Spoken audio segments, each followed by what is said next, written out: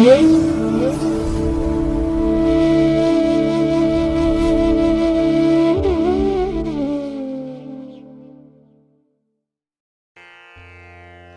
ಮಹಾಗಣಪತಯೇ ನಮಃ. ಶ್ರೀ ಗುರುಭ್ಯೋ ನಮಃ. ಹರಿ ಓಂ. ಪ್ರೀತಿಯ ವೀಕ್ಷಕ ಬಂಧುಗಳೇ, ತಮಗೆಲ್ಲರಿಗೂ ಸಿರಿಗನ್ನಡ ಸುದ್ದಿವಾಹಿನಿಗೆ ಸ್ವಾಗತ. ದಯಾಮಯನಾದಂಥ ಭಗವಂತನ ಅನುಗ್ರಹ ತಮ್ಮೆಲ್ಲರಿಗೆ ಪ್ರಾಪ್ತಿಯಾಗಲಿ, ತಮ್ಮೆಲ್ಲರ ಜೀವನ ಆರೋಗ್ಯದಾಯಕವಾಗಿರಲಿ, ಸಂತೃಪ್ತಿದಾಯಕವಾಗಿರಲಿ ಎಂದು ಭಗವಂತನಲ್ಲಿ ಪ್ರಾರ್ಥನೆಯನ್ನು ಮಾಡ್ತಾ ಈ ದಿನದ ಪಂಚಾಂಗ ಫಲವನ್ನು ನೋಡೋಣ. ಹಾಗೆ ಈ ದಿನದ ವಿಶೇಷತೆ ಏನು, ದ್ವಾದಶ ರಾಶಿಯವರ ಫಲಾಫಲಗಳು ಹೇಗಿವೆ ಅನ್ನುವಂಥ ವಿಚಾರಗಳನ್ನು ಕೂಡ ತಿಳ್ಕೊಳ್ಳೋಣ. ಈ ದಿನ 2026 ಏಪ್ರಿಲ್ ತಿಂಗಳ 1ನೇ ತಾರೀಕು ಸೌಮ್ಯವಾಸರ, ಅಂದರೆ ಬುಧವಾರ. ಇದು ಶ್ರೀ ಪರಾಭವನಾಮ ಸಂವತ್ಸರದ ಉತ್ತರಾಯಣ ವಸಂತ ಋತು ಚೈತ್ರ ಮಾಸ ಶುಕ್ಲ ಪಕ್ಷದ ಚತುರ್ದಶಿಯ ತಿಥಿ ಇರುವಂತಹ ದಿನ. ಈ ಚತುರ್ದಶಿಯ ತಿಥಿ ಈ ದಿನ ಬೆಳಿಗ್ಗೆ 7:08 ಇರಲಿದೆ. ನಂತರ ಹುಣ್ಣಿಮೆ ಆರಂಭ ಆಗುತ್ತೆ. ಹುಣ್ಣಿಮೆ ದಿನಪೂರ್ತಿ ಇರುತ್ತೆ. ಅದರಲ್ಲೂ ನಾಳೆ ಬೆಳಿಗ್ಗೆ 6:29 ಹುಣ್ಣಿಮೆಯ ತಿಥಿ ಇರುವಂಥದ್ದು. ಇನ್ನು ಈ ದಿನದ ನಕ್ಷತ್ರ ಉತ್ತರ ಫಲ್ಗುಣಿ ನಕ್ಷತ್ರ. ಇದು ಈ ದಿನ ಅಪರಾಹ್ನ 3:33 ಇರಲಿದೆ. ನಂತರ ಹಸ್ತ ನಕ್ಷತ್ರ ಆರಂಭ ಆಗುತ್ತೆ. ಈ ದಿನದ ಕರ್ಣ ಪೂರ್ವಕರ್ಣ ವಣಿಜ. ಇದು ಈ ದಿನ ಬೆಳಿಗ್ಗೆ 7:08 ಇರಲಿದೆ. ನಂತರ ಉತ್ತರ ಕರ್ಣ ವಿಷ್ಟಿ ಅಥವಾ ಭದ್ರ ಆರಂಭ ಆಗುತ್ತೆ. ಈ ದಿನದ ಯೋಗ ವೃದ್ಧಿ ಯೋಗ. ಇದು ಈ ದಿನ ಮಧ್ಯಾಹ್ನ 2:49 ಇರಲಿದೆ. ನಂತರ ಧ್ರುವ ಯೋಗ ಆರಂಭ ಆಗುತ್ತೆ. ಈ ದಿನ ದಿಕ್ಶೂಲೆ ಇರುವಂಥದ್ದು ಉತ್ತರ ದಿಕ್ಕಿಗೆ. ಇನ್ನು ಈ ದಿನ ಸೂರ್ಯ ಇರುವಂಥ ರಾಶಿ ಮೀನ, ಚಂದ್ರ ಇರುವಂಥ ರಾಶಿ ಕನ್ಯಾ. ಹಾಗೆ ಈ ದಿನ ರಾಹುಕಾಲ ಇರುವಂಥ ಸಮಯ ಈ ದಿನ ಮಧ್ಯಾಹ್ನ 12:27 ಮಧ್ಯಾಹ್ನ 1:59 ಗುಳಿಕ ಕಾಲ ಈ ದಿನ ಬೆಳಿಗ್ಗೆ 10:55 ಮಧ್ಯಾಹ್ನ 12:27. ಇನ್ನು ಯಮಗಂಡ ಕಾಲ ಈ ದಿನ ಬೆಳಿಗ್ಗೆ 7:51 ಬೆಳಿಗ್ಗೆ 9:23 ಇರಲಿದೆ. ಇನ್ನು ಈ ದಿನ ದುಷ್ಟ ಮುಹೂರ್ತ ಇರುವಂಥ ಸಮಯ ಈ ದಿನ ಮಧ್ಯಾಹ್ನ 12 ಮಧ್ಯಾಹ್ನ 12:50 ದುಷ್ಟ ಮುಹೂರ್ತದ ಸಮಯ. ಹಾಗಾಗಿ ಈ ಸಮಯದಲ್ಲಿ ಯಾವುದೇ ಪ್ರಯಾಣವನ್ನಾಗಲಿ ಯಾವುದೇ ಶುಭ ಕಾರ್ಯಗಳನ್ನಾಗಲಿ ಆರಂಭ ಮಾಡಬೇಡಿ. ಏಕೆಂದರೆ ನೀವು ಯಾವುದೇ ಚಟುವಟಿಕೆಗಳನ್ನು ಈ ದುಷ್ಟ ಮುಹೂರ್ತದ ಸಮಯದಲ್ಲಿ ಆರಂಭ ಮಾಡಿದರೆ ಅದರಿಂದ ಬರುವಂತಹ ಫಲಿತಾಂಶಗಳು ಅಷ್ಟೊಂದು ಅನುಕೂಲಕರವಾಗಿ ಇರೋದಿಲ್ಲ. ಅದರಿಂದಲೇ ಆದಷ್ಟು ಈ ದುಷ್ಟ ಮುಹೂರ್ತವನ್ನು ಅವಾಯ್ಡ್ ಮಾಡುವಂಥದ್ದು ತುಂಬ ಉತ್ತಮ. ಇನ್ನು ಈ ದಿನ ಅಭಿಜಿತ್ ಮುಹೂರ್ತ ಯಾವುದೂ ಇಲ್ಲ.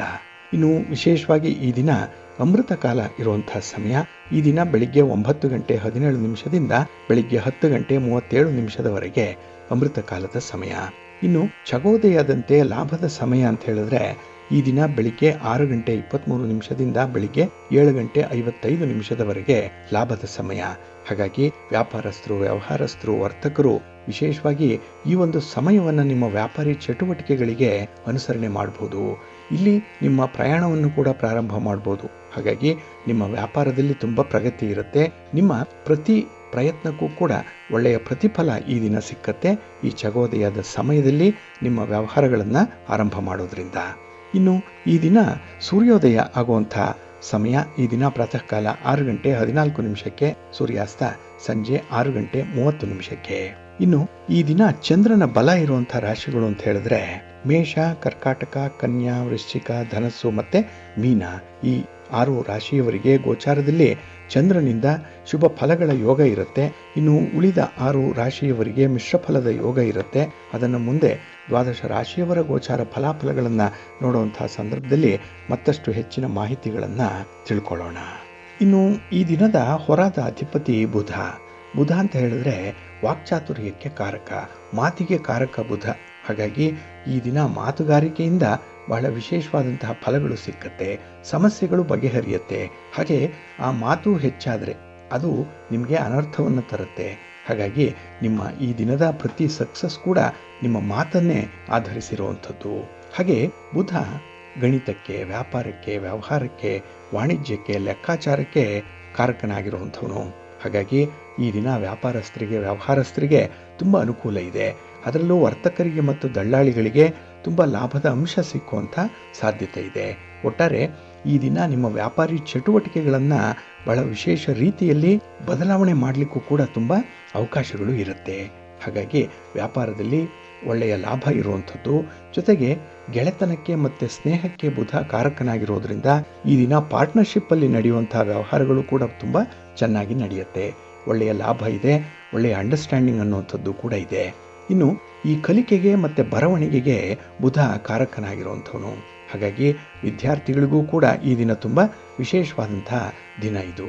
ಹಾಗಾಗಿ ಈ ದಿನದಲ್ಲಿ ನಿಮ್ಮ ಒಂದು ಜ್ಞಾನಾರ್ಜನೆಗೆ, ನಿಮ್ಮ ಒಂದು ಪ್ರಗತಿಗೆ, ಉನ್ನತ ವ್ಯಾಸಂಗಕ್ಕೆ ಬೇಕಾದಂಥ ಎಲ್ಲ ಅನುಕೂಲತೆಗಳನ್ನು ಕೂಡ ಈ ದಿನ ನೀವು ಕಂಡುಕೊಳ್ತೀರಿ.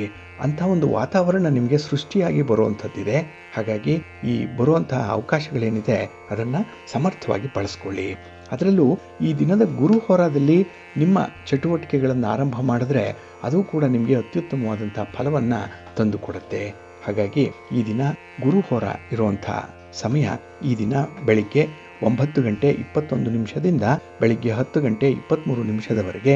ಇನ್ನು ಅಪರಾಹ್ನ 4 ಗಂಟೆ 30 ನಿಮಿಷದಿಂದ ಅಪರಾಹ್ನ 5 ಗಂಟೆ 31 ನಿಮಿಷದವರೆಗೆ. ಹಾಗೆ ರಾತ್ರಿ 11 ಗಂಟೆ 26 ನಿಮಿಷದಿಂದ ರಾತ್ರಿ 12 ಗಂಟೆ 24 ನಿಮಿಷದವರೆಗೆ ಗುರುಹೋರ ಇರುವಂಥ ಸಮಯ.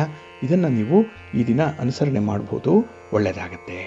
ಆದರೆ ಈ ದಿನ ಇರುವಂಥ ಶನಿ ಹೋರಾದಲ್ಲಿ ನಿಮ್ಮ ಕೆಲಸ ಕಾರ್ಯಗಳು ಆರಂಭ ಆದರೆ ಅದು ಸ್ವಲ್ಪ ನಿಧಾನ ಆಗಿಬಿಡುತ್ತೆ.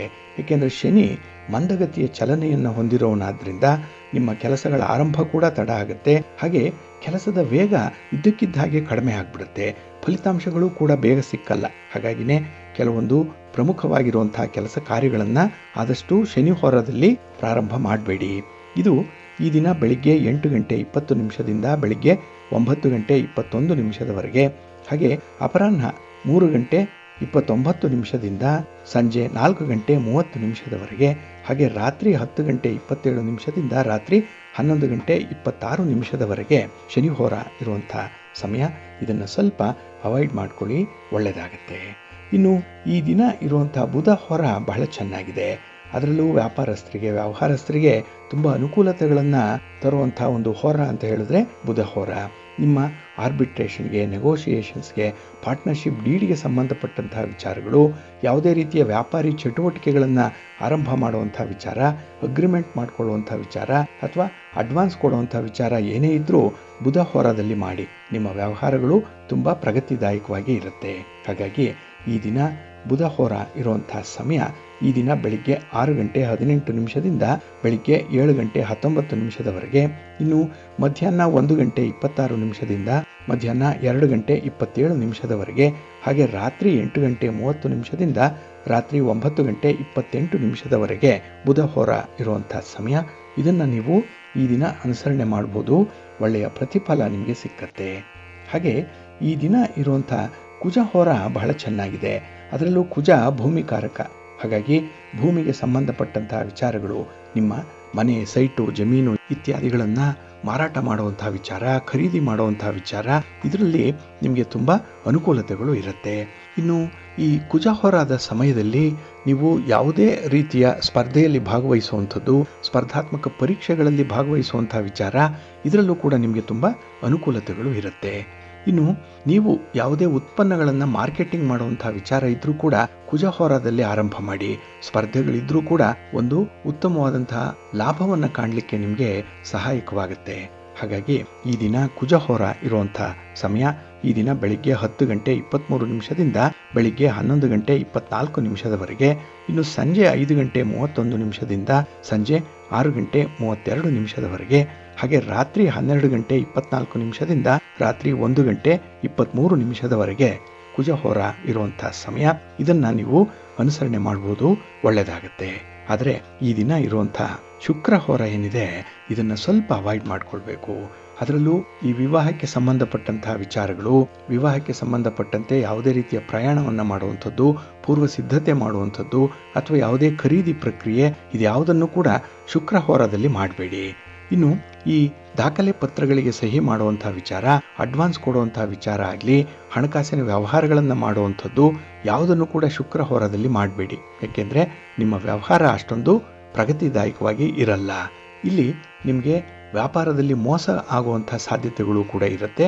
ಹಾಗಾಗಿ ಶುಕ್ರ ಹೋರಾದಲ್ಲಿ ಈ ಹಣಕಾಸಿಗೆ ಸಂಬಂಧಪಟ್ಟಂತಹ ವ್ಯವಹಾರಗಳನ್ನು ಮಾಡಬೇಡಿ. ಇದು ಈ ದಿನ ಪ್ರಾತಃ ಕಾಲ 5 ಗಂಟೆ 18 ನಿಮಿಷದಿಂದ ಬೆಳಿಗ್ಗೆ 6 ಗಂಟೆ 18 ನಿಮಿಷದವರೆಗೆ, ಇನ್ನು ಮಧ್ಯಾಹ್ನ 12 ಗಂಟೆ 31 ನಿಮಿಷದಿಂದ ಮಧ್ಯಾಹ್ನ 1 ಗಂಟೆ 29 ನಿಮಿಷದವರೆಗೆ, ಹಾಗೆ ರಾತ್ರಿ 7 ಗಂಟೆ 23 ನಿಮಿಷದಿಂದ ರಾತ್ರಿ 8 ಗಂಟೆ 25 ನಿಮಿಷದವರೆಗೆ ಶುಕ್ರಹೋರ ಇರುವಂತಹ ಸಮಯ. ಇದನ್ನ ನೀವು ಸ್ವಲ್ಪ ಅವಾಯ್ಡ್ ಮಾಡ್ಕೊಳ್ಳಿ, ಒಳ್ಳೆಯದಾಗತ್ತೆ. ಹಾಗಾಗಿ ಬಂಧುಗಳೇ, ನಿಮ್ಮ ಕೆಲಸ ಕಾರ್ಯಗಳನ್ನು ಒಳ್ಳೆಯ ಸಮಯದಲ್ಲಿ ಆರಂಭ ಮಾಡಿ. ಒಳ್ಳೆಯ ಮುಹೂರ್ತ ಯಾವುದಿದೆ ಅದನ್ನು ತಿಳ್ಕೊಳ್ಳಿ. ಹಾಗೆ ಉತ್ತಮವಾದಂತಹ ಹೊರದಲ್ಲಿ ಯಾವ ಕೆಲಸಗಳು ಆರಂಭ ಆಗಬೇಕು ಅನ್ನುವಂಥದ್ದನ್ನು ಕೂಡ ಪ್ರತಿನಿತ್ಯ ನೀವು ತಿಳ್ಕೊಳ್ಬೇಕು. ಅದಕ್ಕಾಗಿಯೇ ಸಿರಿಗನ್ನಡ ಸುದ್ದಿವಾಹಿನಿ ನಿತ್ಯ ಪ್ರಸಾರ ಮಾಡುವಂತಹ ಈ ಪಂಚಾಂಗದ ವಿವರಗಳನ್ನು ಕೇಳಿಸ್ಕೊಳ್ಳಿ. ಇದರಲ್ಲಿ ನಿಮಗೆ ಬೇಕಾದಂತಹ ಎಲ್ಲ ಮಾಹಿತಿಗಳು ಕೂಡ ಸಿಕ್ಕತ್ತೆ. ಅದನ್ನು ನೀವು ಅನುಸರಣೆ ಮಾಡೋದ್ರಿಂದ ನಿಮ್ಮ ಪ್ರಯತ್ನಗಳು ಯಶಸ್ವಿಯಾಗುತ್ತೆ. ಹಾಗೆ ಪಂಚಾಂಗ ನಿಮಗೆ ಮಾರ್ಗದರ್ಶಿಯಾಗಿ ಪ್ರತಿಯೊಂದು ಹಂತದಲ್ಲೂ ಕೂಡ ಒಳ್ಳೆಯ ಸಮಯ ಯಾವುದು, ಒಳ್ಳೆಯ ಮುಹೂರ್ತ ಯಾವುದು, ಒಳ್ಳೆಯ ಹೊರ ಯಾವುದು, ಇದನ್ನ ತಿಳಿಸ್ತಾ ಇರುತ್ತೆ. ಇದನ್ನ ನಿಮ್ಮ ದೈನಂದಿನ ಚಟುವಟಿಕೆಗಳಿಗಾಗಿ ಅನುಸರಣೆ ಮಾಡಿ ನಿಮಗೆ ಎಲ್ಲ ವಿಧದಲ್ಲೂ ಕೂಡ ಒಳ್ಳೆಯದಾಗತ್ತೆ. ಬಂಧುಗಳೇ, ಈ ದಿನ ಬಹಳ ವಿಶೇಷವಾಗಿರುವಂತಹ ದಿನ. ಯಾಕೆಂದ್ರೆ ಈ ದಿನ ಸೂರ್ಯೋದಯದ ಸಮಯಕ್ಕೆ ಮಾತ್ರ ಚತುರ್ದಶಿಯ ತಿಥಿ ಇರುತ್ತೆ. ನಂತರ ಹುಣ್ಣಿಮೆ ಆರಂಭ ಆಗುತ್ತೆ.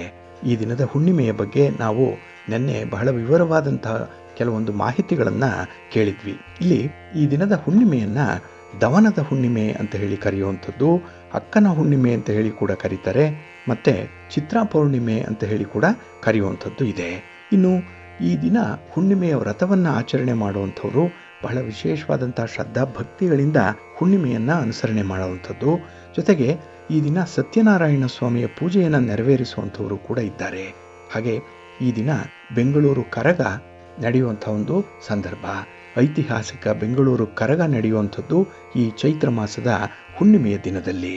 ಈ ಬೆಂಗಳೂರು ಕರಗ ಏನಿದೆ, ಇದು ಬಹಳ ಹಳೆಯ ಪರಂಪರೆಯನ್ನ ನೆನಪಿಸುವಂತಹ ಒಂದು ಧಾರ್ಮಿಕ ಹಬ್ಬ ಇದು. ಇಲ್ಲಿ ವಹಿನಿಕುಲ ಕ್ಷತ್ರಿಯರು ಈ ಒಂದು ಕರಗದ ಉತ್ಸವದಲ್ಲಿ ಪಾಲ್ಗೊಳ್ಳುವಂಥದ್ದು ಕೂಡ ಇದೆ. ಇಲ್ಲಿ ಬಹಳ ವಿಶೇಷತೆ ಅಂತ ಹೇಳಿದ್ರೆ, ಈ ಬೆಂಗಳೂರು ಕರಗವನ್ನ ಹೂವಿನ ಕರಗ ಅಂತ ಹೇಳಿ ಕೂಡ ಕರೆಯುವಂಥದ್ದಿದೆ.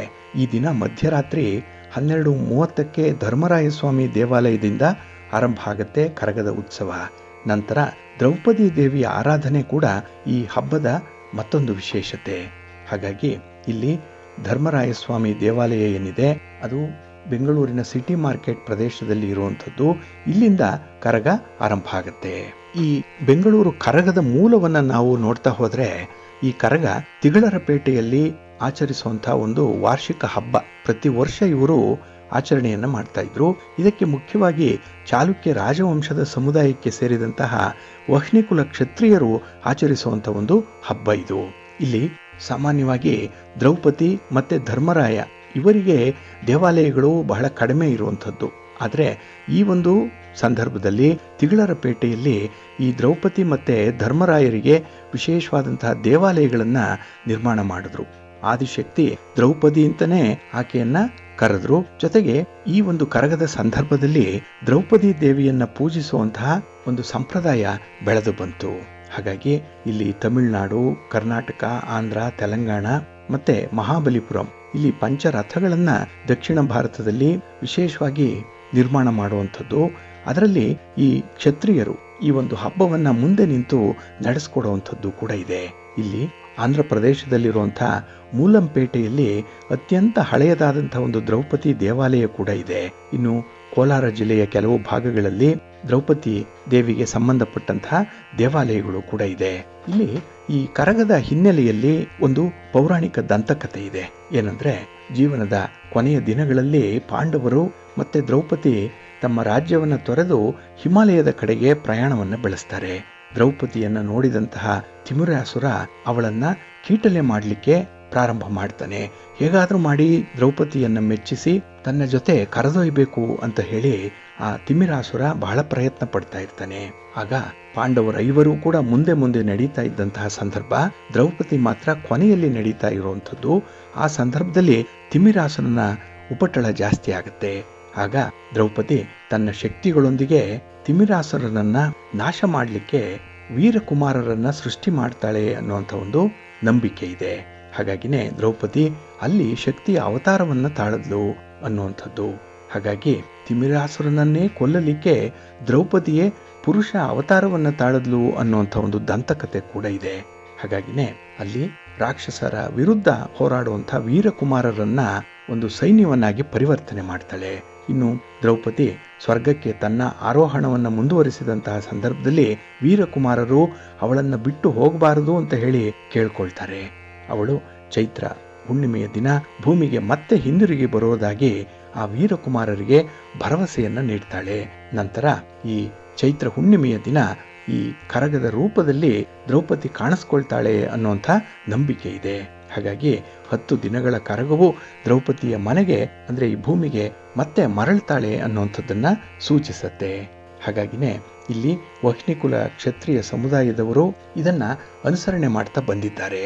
ಆದರೆ ಇಲ್ಲಿ ಈ ಕರಗವನ್ನ ಅವರು ಹೇಗೆ ತಯಾರಿಸ್ತಾರೆ ಮತ್ತೆ ಅದನ್ನ ಯಾವ ಆಚರಣೆಯ ಮೂಲಕ ಅದು ಮೆರವಣಿಗೆಯಲ್ಲಿ ಸಾಗತ್ತೆ ಅನ್ನುವಂಥ ರಹಸ್ಯವನ್ನ ಇದುವರೆಗೂ ಕೂಡ ಯಾರಿಗೂ ತಿಳಿಸಿಲ್ಲ ಈ ವಹ್ನಿಕುಲ ಕ್ಷತ್ರಿಯ ವಂಶದವರು. ಆದರೆ ಆ ವಂಶದಲ್ಲಿರುವಂಥ ಹಿರಿಯರು ಮಾತ್ರ ಈ ಒಂದು ನಂಬಿಕೆಗಳ ಆಚರಣೆಯನ್ನ ತಲೆತಲಾಂತರಗಳಿಂದಲೂ ಕೂಡ ಅನುಸರಣೆ ಮಾಡಿ ಬರ್ತಾ ಇದ್ದಾರೆ. ಏಕೆಂದರೆ ಒಂದು ವೇಳೆ ಈ ರಹಸ್ಯವನ್ನ ಬಹಿರಂಗಪಡಿಸಿದ್ರೆ ಅದು ಇಡೀ ವಹ್ನಿಕುಲ ಸಮುದಾಯಕ್ಕೆ ಕೆಟ್ಟದ್ದು ಆಗತ್ತೆ ಅನ್ನುವಂಥ ಒಂದು ನಂಬಿಕೆ ಇದೆ. ಹಾಗಾಗಿನೇ ಈ ಆಚರಣೆಗಳ ಮೂಲವನ್ನ ನಿರ್ದಿಷ್ಟ ಸಮಯಕ್ಕೆ ಹೀಗೆ ನಡೆಯುತ್ತೆ ಅಂತ ಹೇಳಲಿಕ್ಕೆ ಸಾಧ್ಯ ಆಗಲ್ಲ. ಆದರೆ 11ನೇ ಶತಮಾನದಿಂದಲೂ ಕೂಡ ಈ ಒಂದು ಆಚರಣೆ ನಡೀತಾ ಬಂದಿದೆ ಈ ಬೆಂಗಳೂರಿನಲ್ಲಿ. ಅದೇ ಬೆಂಗಳೂರು ಕರಗ ಅಂತಲೇ ಜಗತ್ಪ್ರಸಿದ್ಧವಾಗಿ ಇರುವಂಥದ್ದು. ಇಲ್ಲಿ ಯುಗಾದಿಯಾದ 9 ದಿನಗಳ ನಂತರದಲ್ಲಿ ಈ ಕರಗದ ಉತ್ಸವಗಳು ಆರಂಭ ಆಗುತ್ತೆ. ಹಾಗೆ ಪ್ರತಿ ದಿನವೂ ಕೂಡ ಒಂದಲ್ಲ ಒಂದು ಮಹತ್ವದ ಆಚರಣೆಗಳು ಈ ಕರಗದ ಹಿನ್ನೆಲೆಯಲ್ಲಿ ಇರುವಂಥದ್ದು. ಅದರಲ್ಲೂ ಧ್ವಜಾರೋಹಣ ಇರುತ್ತೆ, ಆರತಿ ಸೇವೆ ಇರುತ್ತೆ, ದೀಪೋತ್ಸವ ಇರುತ್ತೆ, ಇನ್ನು ಹಸಿ ಕರಗದ ಸೃಷ್ಟಿಯಾಗುವಂಥದ್ದು, ಚತುರ್ದಶಿಯ ದಿನ ಪೊಂಗಲುಷೆ, ಪೌರ್ಣಮಿಯ ದಿನ ಕರಗದ ಉತ್ಸವ ಆರಂಭ. ಹೀಗೆ ಪ್ರತಿ ದಿನವೂ ಕೂಡ ಒಂದಲ್ಲ ಒಂದು ಧಾರ್ಮಿಕ ಕಟ್ಟುಪಾಡುಗಳು ನಡೀತಾ ಇರುತ್ತೆ. ಇನ್ನು ಈ ಕರಗವನ್ನ ಹೊರುವಂಥವ್ರು ಏನಿದ್ದಾರೆ ಅವರು ಬಹಳ ಪ್ರಮುಖರು. ಅವರನ್ನ ಕರಗಧಾರಕರು ಅಂತಾನೆ ಕರೆಯುವಂಥದ್ದು. ಇನ್ನು ವೀರಕುಮಾರರು ಆ ಸಮುದಾಯದ ಪುರುಷರಾಗಿರ್ತಾರೆ. ಅವರು ತಮ್ಮ ಕುಲಪುರೋಹಿತರು ಮತ್ತು ಹಿರಿಯರ ಸಮ್ಮುಖದಲ್ಲಿ ದೇವತೆಯ ಹೆಸರಿನಲ್ಲಿ ದೀಕ್ಷೆಯನ್ನು ತೆಗೆದುಕೊಳ್ತಾರೆ. ಈ ವೀರಕುಮಾರರೇ ಕರಗದ ಅಂಗರಕ್ಷಕರು. ಅವರು ದೇವಿಯ ಪೂಜೆಗೆ ಅಚಲ ಭಕ್ತಿಯನ್ನು ಹೊಂದಿರ್ತಾರೆ. ಹಾಗೆ ಅವರ ಕೈಯಲ್ಲಿ ಕತ್ತಿಯನ್ನು ಹಿಡಿದುಕೊಂಡು ಎದೆಗೆ ಬಡಿದುಕೊಳ್ಳುವಂಥದ್ದು ಕೂಡ ಇರುತ್ತೆ. ಇದು ಬಹಳ ರೋಚಕವಾದಂಥ ಒಂದು ಸನ್ನಿವೇಶ. ಏಕೆಂದರೆ ಆ ಕರಗದ ರಕ್ಷಣೆಗೆ ಅಂದರೆ ತಾಯಿ ದ್ರೌಪದಿಯ ರಕ್ಷಣೆಗೆ ಈ ಸೈನ್ಯವೇ ನಿಂತಿದೆ ಅನ್ನುವಂಥದ್ದನ್ನು ಇದು ಸೂಚಿಸುತ್ತೆ. ಇಲ್ಲಿ ವಿಶೇಷವಾಗಿ ಈ ಸೈನ್ಯದಲ್ಲಿರುವಂಥ ವೀರಕುಮಾರರು ಯಾರಿದ್ದಾರೆ ಅವರು 7 ದಿನಗಳ ಕಾಲ ಉಪವಾಸದಿಂದ ಇರ್ತಾರೆ. ಶ್ರದ್ಧಾ ಭಕ್ತಿಗಳಿಂದ ಪ್ರತಿದಿನ ಕೂಡ ತಾಯಿಯನ್ನ ಪೂಜೆ ಮಾಡ್ತಾ ಇರ್ತಾರೆ. ಇನ್ನು ಈ ಒಂದು ಕತ್ತಿಯಿಂದ ತಮ್ಮ ಎದೆಗೆ ಬಡಿದುಕೊಳ್ಳುವಂಥ ಒಂದು ರೀತಿ ಏನಿದೆ ಇದನ್ನ ಅಲಗು ಸೇವೆ ಅಂತ ಹೇಳಿ ಕರೆಯುವಂಥದ್ದಿದೆ. ಇವರು ಗೋವಿಂದ ಗೋವಿಂದ ಅಂತ ಹೇಳೇನೆ ಕತ್ತಿಯನ್ನ ಜಳಪಿಸ್ತಾ ಇರ್ತಾರೆ. ಇನ್ನು ಇಲ್ಲಿ ಕರಗವನ್ನು ಹೊರುವಂತಹ ಸಂದರ್ಭದಲ್ಲಿ ಮೊದಲು ಹಸಿ ಕರಗ ಆರಂಭ ಆಗುತ್ತೆ. ನಂತರದಲ್ಲಿ ಹೂವಿನ ಕರಗ, ಅದರಲ್ಲೂ ಈ ಮಲ್ಲಿಗೆಯ ಮೊಗ್ಗಿನಿಂದ ಅಲಂಕೃತವಾಗಿ ಮಾಡಿರುವಂತಹ ಕರಗವನ್ನ ತಲೆಯ ಮೇಲೆ ಹೊತ್ತು ನಡೆಯುವಂಥವ್ರು. ಇದು ಮೆರವಣಿಗೆ ರೂಪದಲ್ಲಿ ನಡೆಯುತ್ತೆ. ಜೊತೆಗೆ ಈ ಕರಗವನ್ನ ಮುನ್ನಡೆಸುವಂಥ ವೀರಕುಮಾರರು ದೇವಿಯ ಮಹಿಮೆಯನ್ನ ಪಠಣ ಮಾಡ್ತಾ ಇರ್ತಾರೆ. ಹಾಗೆ ಮಧ್ಯದಲ್ಲಿ ಎಲ್ಲೋ ಒಂದು ಕಡೆ ಕರಗದ ಮೆರವಣಿಗೆಯ ಸಂದರ್ಭದಲ್ಲಿ ಆ ಕರಗ ಹೊತ್ತಂತಹ ಪೂಜಾರಿ ಮಂಡಿಯೂರಿ ಕುಳಿತಾಗ ಅಲ್ಲಿ ಧಾರ್ಮಿಕ ಸೇವೆಯನ್ನ ನಡೆಸುವಂಥದ್ದು ಕೂಡ ಇದೆ. ಇದೇ ರೀತಿ ಕರಗ ಈ ಹಳೆಯ ಬೆಂಗಳೂರು ಪ್ರದೇಶದಲ್ಲಿ ರಾತ್ರಿ ಇಡೀ ಸಂಚರಿಸುತ್ತೆ. ಇನ್ನು ಈ ಕರಗದ ಸಂದರ್ಭದಲ್ಲಿ ಮತ್ತೊಂದು ವಿಶೇಷತೆ ಏನಂತ ಹೇಳಿದ್ರೆ ಈ ಹುಣ್ಣಿಮೆಯ ದಿನ ಅರ್ಜುನ ಮತ್ತೆ ದ್ರೌಪದಿಯ ಕಲ್ಯಾಣೋತ್ಸವವನ್ನು ಕೂಡ ನಡೆಸಲಾಗುತ್ತೆ. ರಾತ್ರಿಯಲ್ಲಿ ಈ ಕರಗದ ಮೆರವಣಿಗೆ ಆರಂಭ ಆಗುತ್ತೆ. ಇನ್ನು ವಿಶೇಷವಾಗಿ ಹರಿಶಿನದ ಬಣ್ಣದ ಅಂದ್ರೆ ಹಳದಿ ಬಣ್ಣದ ಸೀರೆಯನ್ನ ಆ ಕರಗ ಹೊರುವಂಥವ್ರು ಧರಿಸಿರ್ತಾರೆ. ಕರಗ ಹೊರುವಂಥವ್ರು ಪುರುಷರು, ಆದರೆ ಅವರ ವೇಷಭೂಷಣಗಳು ಮಾತ್ರ ಸ್ತ್ರೀಯದ್ದಾಗಿರುತ್ತೆ. ಅಂದ್ರೆ ಅದು ಈ ತಾಯಿ ದ್ರೌಪದಿಯನ್ನ ಪ್ರತಿನಿಧಿಸುವಂಥ ಒಂದು ರೂಪ ಅದು. ಹಾಗಾಗಿನೇ ಆ ಕರಗದ ಪೂಜಾರಿಯನ್ನ ವಧುವಿನಂತೆ ಅಲಂಕಾರ ಮಾಡಿರ್ತಾರೆ. ನಂತರ ದೈವಿಕವಾಗಿ ಅಧಿಕಾರ ಪಡೆದಂತಹ ಕರಗದ ಪೂಜಾರಿಗೆ ಧೂಪ ದೀಪ ಮತ್ತೆ ಆರತಿಯನ್ನ ಸಮರ್ಪಣೆ ಮಾಡಿ ಆಕೆಯನ್ನ ಸಾಕ್ಷಾತ್ ಶಕ್ತಿ ದೇವತೆ ಅಂದೇ ಅವರು ಪೂಜೆಯನ್ನ ಮಾಡುವಂಥದ್ದಿದೆ. ಇನ್ನು ಆ ಕರಗ ಸಂಚರಿಸುವಂತಹ ಬೀದಿಗಳಲ್ಲಿ ಇರುವಂತಹ ಅಂದರೆ ಮಾರ್ಗದಲ್ಲಿ ಇರುವಂಥ ಎಲ್ಲ ದೇವಾಲಯಗಳಲ್ಲೂ ಕೂಡ ವಿಶೇಷವಾದಂಥ ಪೂಜೆ ನಡೆಯುತ್ತೆ. ಅದರಲ್ಲೂ ದೇವಾಲಯಗಳನ್ನು ವಿದ್ಯುತ್ ದೀಪಗಳಿಂದ ಅಲಂಕರಿಸಿರ್ತಾರೆ. ಇನ್ನು ಈ ಬೆಂಗಳೂರಿನಲ್ಲಿ ಅರಳೆಪೇಟೆಯಲ್ಲಿ ಇರುವಂಥ ಮಸ್ತಾನ್ ಸಾಹೇಬ್ ದರ್ಗಾದಲ್ಲೂ ಕೂಡ ಕರಗವನ್ನ ಪೂಜೆಯನ್ನ ಮಾಡುವಂಥದ್ದು ಇದೆ. ಇದು ಹಿಂದೂ ಮತ್ತು ಮುಸ್ಲಿಮರ ಒಂದು ಬಾಂಧವ್ಯದ ಹಬ್ಬವಾಗಿ ಕೂಡ ಕಾಣಿಸ್ಕೊಳ್ಳುವಂಥದ್ದಿದೆ. ಹಾಗಾಗಿ ಬರೀ ದೇವಾಲಯದಲ್ಲಷ್ಟೇ ಅಲ್ಲ, ಮಸೀದಿಯಲ್ಲೂ ಕೂಡ ಕರಗಕ್ಕೆ ಗೌರವ ಸಮರ್ಪಣೆ ನಡೆಯುತ್ತೆ ಈ ದಿನ. ಇನ್ನು ಮತ್ತೊಂದು ಆಕರ್ಷಣೆ ಏನು ಅಂತ ಹೇಳಿದ್ರೆ, ಇಲ್ಲಿ ಈ ಹಳೆಯ ಬೆಂಗಳೂರಿನ ಸುತ್ತಮುತ್ತ ಇರುವಂತಹ ದೇವಾಲಯಗಳಿಂದ ಪಲ್ಲಕ್ಕಿ ಉತ್ಸವಗಳು ರಾತ್ರಿ ನಡೆಯುತ್ತೆ. ಹಾಗಾಗಿ 10 ಮಂಟಪಗಳು, ಪಲ್ಲಕ್ಕಿಗಳು ಸಾಲು ಸಾಲಾಗಿ ದೇವಾಲಯದತ್ತ ಬರುವಂಥ ಒಂದು ಸಂಪ್ರದಾಯ ಕೂಡ ಇದೆ. ಹಾಗಾಗಿನೇ ಇದೆಲ್ಲವೂ ಕೂಡ ಬಹಳ ವೈಭವದಿಂದ, ಅಷ್ಟೇ ಶ್ರದ್ಧಾ ಭಕ್ತಿಗಳಿಂದ ನಡೆಯುವಂಥ ಕರಗದ ಉತ್ಸವ ಇದು. ಹಾಗಾಗಿನೇ ಇಲ್ಲಿ ಶಕ್ತಿಯ ಆರಾಧನೆಗೆ ಬಹಳ ವಿಶೇಷವಾದಂಥ ಒಂದು ಪ್ರಾಮುಖ್ಯತೆಯನ್ನು ಕೊಟ್ಟಿದ್ದಾರೆ. ಹಾಗಾಗಿನೇ ಈ ಕರಗದ ಪೂಜೆಯ ಹಿನ್ನೆಲೆಯಲ್ಲಿ ಪಾಂಡವರ ಆರಾಧನೆ ಕೂಡ ಅತ್ಯಂತ ಜನಪ್ರಿಯವಾಗಿ ಇರುವಂಥ ಒಂದು ಸಂಪ್ರದಾಯ ಇದು. ಹಾಗಾಗಿ ಇಲ್ಲಿ ವಕ್ಷಿಣಿಕುಲ ಕ್ಷತ್ರಿಯ ಸಮುದಾಯದಲ್ಲಿ ಕರಗದ ಬಗ್ಗೆ, ಕರಗದ ಶಕ್ತಿಯ ಬಗ್ಗೆ ಅಪಾರವಾದಂತಹ ಭಕ್ತಿ ಇದೆ. ತಲೆಮಾರುಗಳಿಂದಲೂ ಕೂಡ ಈ ಒಂದು ಕರಗದ ಉತ್ಸವವನ್ನು ಅವರು ನಡೆಸ್ತಾ ಬಂದಿದ್ದಾರೆ. ಹಾಗಾಗಿ ಬೆಂಗಳೂರು ಕರಗ ಅಂತ ಹೇಳಿದ್ರೆ ಅದು ಒಂದು ರೀತಿಯ ಕಣ್ಮನಗಳನ್ನು ತಣಿಸುವಂತಹ ಒಂದು ಹಬ್ಬ. ಜೊತೆಗೆ ಮಧ್ಯರಾತ್ರಿಯಲ್ಲೇ ಈ ಕರಗದ ಉತ್ಸವ ಆರಂಭ ಆಗುವಂಥದ್ದು, ಬೆಳಗಿನ ಜಾವಕ್ಕೆ ಸೂರ್ಯೋದಯಕ್ಕೆ ಅದು ಮುಕ್ತಾಯ ಆಗುವಂಥದ್ದು ಇದೆ. ಹಾಗಾಗಿ ಇಡೀ ರಾತ್ರಿ ಹಳೆಯ ಬೆಂಗಳೂರು ಪ್ರದೇಶದಲ್ಲಿ ಪ್ರತಿಯೊಬ್ಬರೂ ಕೂಡ ಈ ಕರಗದ ವೀಕ್ಷಣೆಯನ್ನು ಮಾಡಲಿಕ್ಕೆ ಜನ ಸಾಲು ಸಾಲಾಗಿ ಕಾಯ್ತಾ ಇರುವಂತಹ ದೃಶ್ಯವನ್ನು ಕೂಡ ನಾವು ನೋಡಬಹುದು. ಒಟ್ಟಾರೆ ಈ ಶಕ್ತಿ ದೇವತೆಯ ಆರಾಧನೆಗೆ ಅತ್ಯಂತ ಪ್ರಶಸ್ತವಾಗಿರುವಂತಹ ದಿನ ಅಂತ ಹೇಳಿದ್ರೆ ಈ ಹುಣ್ಣಿಮೆಯ ದಿನ. ಹಾಗಾಗಿ ನಿಮ್ಮ ಆಸುಪಾಸಿನಲ್ಲಿರುವಂತಹ ಯಾವುದಾದ್ರೂ ಒಂದು ಶಕ್ತಿ ಪೀಠಕ್ಕೆ ಹೋಗಿ ಬನ್ನಿ, ಅಮ್ಮನವರ ದರ್ಶನ ಮಾಡಿ. ನಿಮ್ಮ ಗ್ರಾಮ ದೇವತೆಯ ದರ್ಶನ ಆದರೂ ಕೂಡ ನಿಮಗೆ ಅತ್ಯುತ್ತಮವಾದಂಥ ಫಲವನ್ನು ತಂದುಕೊಡುತ್ತೆ. ಹಾಗಾಗಿ ಈ ಶಕ್ತಿ ದೇವತೆಯ ಅವತಾರ ಮತ್ತೆ ಅದರಿಂದ ನಮಗೆ ಆಗುವಂಥ ರಕ್ಷಣೆ, ಇದರ ಬಗ್ಗೆ ಶ್ರದ್ಧಾ ಭಕ್ತಿಗಳಿಂದ ನೀವು ಕೂಡ ತಾಯಿಯ ದರ್ಶನ ಮಾಡಿಕೊಳ್ಳಿ, ಒಳ್ಳೆಯದಾಗತ್ತೆ. ಪ್ರೀತಿಯ ಬಂಧುಗಳೇ, ಇನ್ನು ಮುಂದೆ 12 ರಾಶಿಯವರ ಗೋಚಾರ ಫಲಗಳು ಹೇಗಿವೆ ನೋಡೋಣ ಬನ್ನಿ. ಮೊದಲಿಗೆ ಮೇಷರಾಶಿ. ಮೇಷರಾಶಿಯವರಿಗೆ ಈ ದಿನ ಷಷ್ಠದಲ್ಲಿ ಚಂದ್ರ ಇರುವಂತಹ ದಿನ. 6ನೇ ಮನೆಯಲ್ಲಿ ಚಂದ್ರ ಅಂದರೆ ನಿಮಗೆ ಶುಭ ಫಲಗಳು ಸಿಕ್ಕತ್ತೆ. ಏಕೆಂದರೆ ನಿಮ್ಮ ಕೆಲಸ ಕಾರ್ಯಗಳಿಗೆ ಇದ್ದಂತಹ ಅಡ್ಡಿ ಆತಂಕಗಳು ದೂರ ಆಗುವಂತಹ ಸಂದರ್ಭ ಇದು. ಹಾಗಾಗಿನೇ ಕೈ ಹಿಡಿದ ಕೆಲಸ ಯಶಸ್ವಿಯಾಗಿ ಮುಂದುವರಿಯುತ್ತೆ. ಜೊತೆಗೆ ಈ ದಿನ ನಿಮಗೆ ಫಲಪ್ರದವಾದಂತಹ ದಿನ. ಏಕೆಂದರೆ ನೀವು ಯಾವುದೇ ಪ್ರಯಾಣವನ್ನು ಮಾಡಿ ಅಥವಾ ಯಾವುದೇ ರೀತಿಯ ವ್ಯಾಪಾರಿ ಚಟುವಟಿಕೆಗಳಲ್ಲಿ ನಿಮ್ಮ ಮಾತುಕತೆಗಳನ್ನು ಆರಂಭ ಮಾಡಿ ಅತ್ಯುತ್ತಮವಾದ ಫಲ ನಿಮಗೆ ಸಿಕ್ಕತ್ತೆ. ಹಾಗಾಗಿನೇ ಫಲಪ್ರದ ಅಂತ ಹೇಳಿದ್ರೆ ಎಲ್ಲವೂ ಕೂಡ ಹಣ್ಣಾಗುವಂಥದ್ದು. ಆ ಒಂದು ನಿಟ್ಟಿನಲ್ಲಿ ನಿಮ್ಮ ಒಂದು ಪ್ರಯತ್ನದಲ್ಲೂ ಕೂಡ ಹಣಕಾಸಿನ ಲಾಭಗಳು ಉಂಟಾಗುವಂಥ ಸಾಧ್ಯತೆ ಇದೆ. ಇದು ಹಣಕಾಸಿನ ವಿಚಾರದಲ್ಲಿ ಚೇತರಿಕೆ ಕಂಡುಬರುತ್ತೆ. ಇದರಿಂದ ಮನಸ್ಸಿಗೆ ಸಮಾಧಾನ, ಏನೋ ಜೀವನದಲ್ಲಿ ಒಂದು ಭದ್ರತೆ ಇರುತ್ತೆ. ಹಾಗೆ ಅರ್ಧಂಬರ್ಧ ಆಗಿ ನಿಂತಿರುವಂತಹ ಕೆಲಸ ಕಾರ್ಯಗಳನ್ನು ಮುಂದುವರಿಸಲಿಕ್ಕೆ ನಿಮಗೆ ಒಂದು ಒಳ್ಳೆಯ ಸಾಮರ್ಥ್ಯ ಸಿಕ್ಕುವಂಥದ್ದು. ಹಾಗೆ ಈ ದಿನದಲ್ಲಿ ನಿಮ್ಮ ಪ್ರೀತಿ ಪಾತ್ರರಿಂದ, ನಿಮ್ಮ ಪತಿಯಿಂದ, ಪತ್ನಿಯಿಂದ ಕೂಡ ಒಂದು ಹೊಂದಾಣಿಕೆಯ ಮಾರ್ಗಸೂಚಿ ನಿಮಗೆ ಸಿಕ್ಕತ್ತೆ. ಹಾಗಾಗಿ ಅವರ ಸಲಹೆ, ಅವರ ಸಹಕಾರ ನಿಮಗೆ ಪೂರ್ಣವಾಗಿ ಒಪ್ಪಿಗೆಯಾಗುವಂಥದ್ದು ಇದೆ. ಇನ್ನು ಈ ದಿನ ರಾಜಕಾರಣಿಗಳಿಗೂ ಕೂಡ ತುಂಬ ಅನುಕೂಲತೆಗಳು ಇರುವಂಥ ಸಮಯ ಇದೆ. ಹಾಗಾಗಿ ಬರುವಂಥ ಅವಕಾಶಗಳನ್ನು ಸದುಪಯೋಗ ಮಾಡಿಕೊಳ್ಳಿ. ನಿಮಗೆ ಎಲ್ಲ ವಿಚಾರದಲ್ಲೂ ಕೂಡ ಅನುಕೂಲತೆಗಳು ಉಂಟಾಗುತ್ತೆ. ಇನ್ನು ಈ ದಿನ ನಿಮಗೆ ಹಣಕಾಸಿನ ಸಹಾಯದ ಜೊತೆಯಲ್ಲಿ ನಿಮ್ಮ ತಂದೆ ತಾಯಿಯಂದರ ಆಶೀರ್ವಾದ ಬಹಳ ಚೆನ್ನಾಗಿದೆ. ಹಾಗೆ ನಿಮ್ಮ ಮನೆ ದೇವರ ಅನುಗ್ರಹ ಕೂಡ ಚೆನ್ನಾಗಿರೋದ್ರಿಂದ ಕೆಲಸದಲ್ಲಿ ತುಂಬ ಯಶಸ್ಸನ್ನು ಕಾಣುವಂಥ ಸಾಧ್ಯತೆಗಳು ತುಂಬ ಇರುತ್ತೆ. ಆದರೆ ಸಣ್ಣ ಪುಟ್ಟ ವಿಚಾರಕ್ಕೆ ಈ ದಿನ ಸ್ವಲ್ಪ ಭಿನ್ನಾಭಿಪ್ರಾಯಗಳು ಬರುವಂಥದ್ದಿರುತ್ತೆ. ಅದನ್ನು ಸ್ವಲ್ಪ ಅವಾಯ್ಡ್ ಮಾಡ್ಕೊಳ್ಳಿ. ಒಟ್ಟಾರೆ ಈ ದಿನ ನೀವು ಸುಖದ ಜೀವನವನ್ನು ಮಾಡಲಿಕ್ಕೆ, ಹಾಗೆ ಸೌಕರ್ಯದ ಜೀವನವನ್ನು ಅನುಭವಿಸಲಿಕ್ಕೆ ಒಳ್ಳೆಯ ಅವಕಾಶಗಳಿರುತ್ತೆ. ಅದರ ಕಡೆ ನಿಮ್ಮ ಗಮನ ಕೊಡಿ. ಸಣ್ಣ ಪುಟ್ಟ ವಿಚಾರಗಳು, ತಲೆ ತನ್ನುವಂಥ ವಿಚಾರಗಳು, ಇದನ್ನು ಆದಷ್ಟು ಪಕ್ಕಕ್ಕಿಡಿ, ಒಳ್ಳೆಯದಾಗುತ್ತೆ. ನಿಮ್ಮ ಇಷ್ಟ ದೇವರನ್ನು ಆರಾಧನೆ ಮಾಡ್ತಾ ಇರಿ. ಹಾಗೆ ಭಕ್ತಿಯಿಂದ ವಿಷ್ಣು ಸ್ತೋತ್ರವನ್ನು ಹೇಳ್ಕೊಳ್ಳಿ, ವಿಷ್ಣು ಸಹಸ್ರನಾಮವನ್ನು ಹೇಳ್ತಾ ಇರಿ, ಒಳ್ಳೆಯದಾಗುತ್ತೆ. ನಿಮ್ಮ ಅದೃಷ್ಟದ ಬಣ್ಣ ಗುಲಾಬಿ, ಅದೃಷ್ಟದ ದಿಕ್ಕು ಪೂರ್ವ ದಿಕ್ಕು, ಅದೃಷ್ಟ ಸಂಖ್ಯೆ 2. ವೃಷಭರಾಶಿ. ವೃಷಭರಾಶಿಯವರಿಗೆ ಈ ದಿನ ಪಂಚಮದಲ್ಲಿ ಚಂದ್ರ ಇರುವಂತಹ ದಿನ. ಹಾಗಾಗಿ ಈ ದಿನದ ಕೆಲಸ ಕಾರ್ಯಗಳಲ್ಲಿ ನಿಮ್ಮ ಚಟುವಟಿಕೆಯಲ್ಲಿ ನಿಮಗೆ ಮಧ್ಯಮ ಫಲಗಳು ಇರುವಂತಹ ಸಂದರ್ಭ. ಹಾಗಾಗಿ ಯಾವುದರಿಂದ ಏನನ್ನೂ ಕೂಡ ಹೆಚ್ಚಿನದಾಗಿ ನಿರೀಕ್ಷೆ ಮಾಡಬೇಡಿ. ಏನು ಬರುತ್ತೋ ಅದೇ ಲಾಭ. ಹಾಗೆ ಈ ದಿನ ನಿಮ್ಮ ಒಂದು ವ್ಯಾಪಾರ ವ್ಯವಹಾರಗಳಿಗೆ ಅಡ್ಡಿಪಡಿಸುವಂಥವರು ಕೂಡ ಎದುರಾಗುವಂಥ ಸಾಧ್ಯತೆ ಇದೆ. ಅದರಲ್ಲೂ ನಿಮ್ಮ ಮಾತಿನ ಅಸ್ತವ್ಯಸ್ತತೆಯಿಂದ, ಮಾತಿನ ಮೇಲೆ ಹಿಡಿತ ತಪ್ಪುವುದರಿಂದ ಕೆಲವೊಂದು ಅನರ್ಥಗಳು ಸಂಭವಿಸುವಂಥದ್ದು ಕೂಡ ಇದೆ. ಹಾಗಾಗಿ ಈ ದಿನ ನೀವು ಆಡುವಂಥ ಮಾತು ಅಥವಾ ಕೊಡುವಂಥ ಒಂದು ಭರವಸೆ, ಹಾಗೆ ನೀವು ಕೊಟ್ಟ ಮಾತನ್ನು ನಡೆಸ್ಕೊಳ್ಳುವಂಥ ರೀತಿ ನೀತಿಗಳೇನಿದೆ ಇದರ ಬಗ್ಗೆ ನೀವು ಬಹಳ ಪ್ರಾಮಾಣಿಕರಾಗಿ ಇರಬೇಕಾಗತ್ತೆ.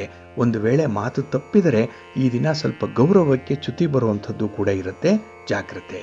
ಇನ್ನು ಈ ದಿನ ನಿಮ್ಮ ಕಾರ್ಯ ಸಾಫಲ್ಯ ಉಂಟಾಗಬೇಕು ಅಂತ ಹೇಳಿದ್ರೆ ಬಹಳಷ್ಟು ಶ್ರಮ ಪಡಬೇಕಾಗತ್ತೆ.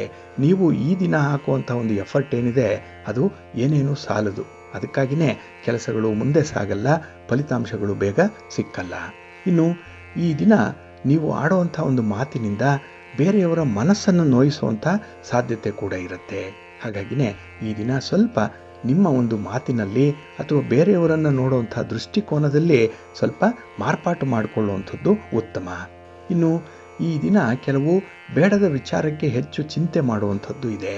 ಆ ಯೋಚನೆಯಲ್ಲೇ ನೀವು ಸಂಪೂರ್ಣವಾಗಿ ಮುಳುಗಿಬಿಡ್ತೀರಿ. ಅದರಿಂದ ಹೊಸ ವಿಚಾರಗಳು ನಿಮಗೆ ಹೊಳೆಯಲ್ಲ.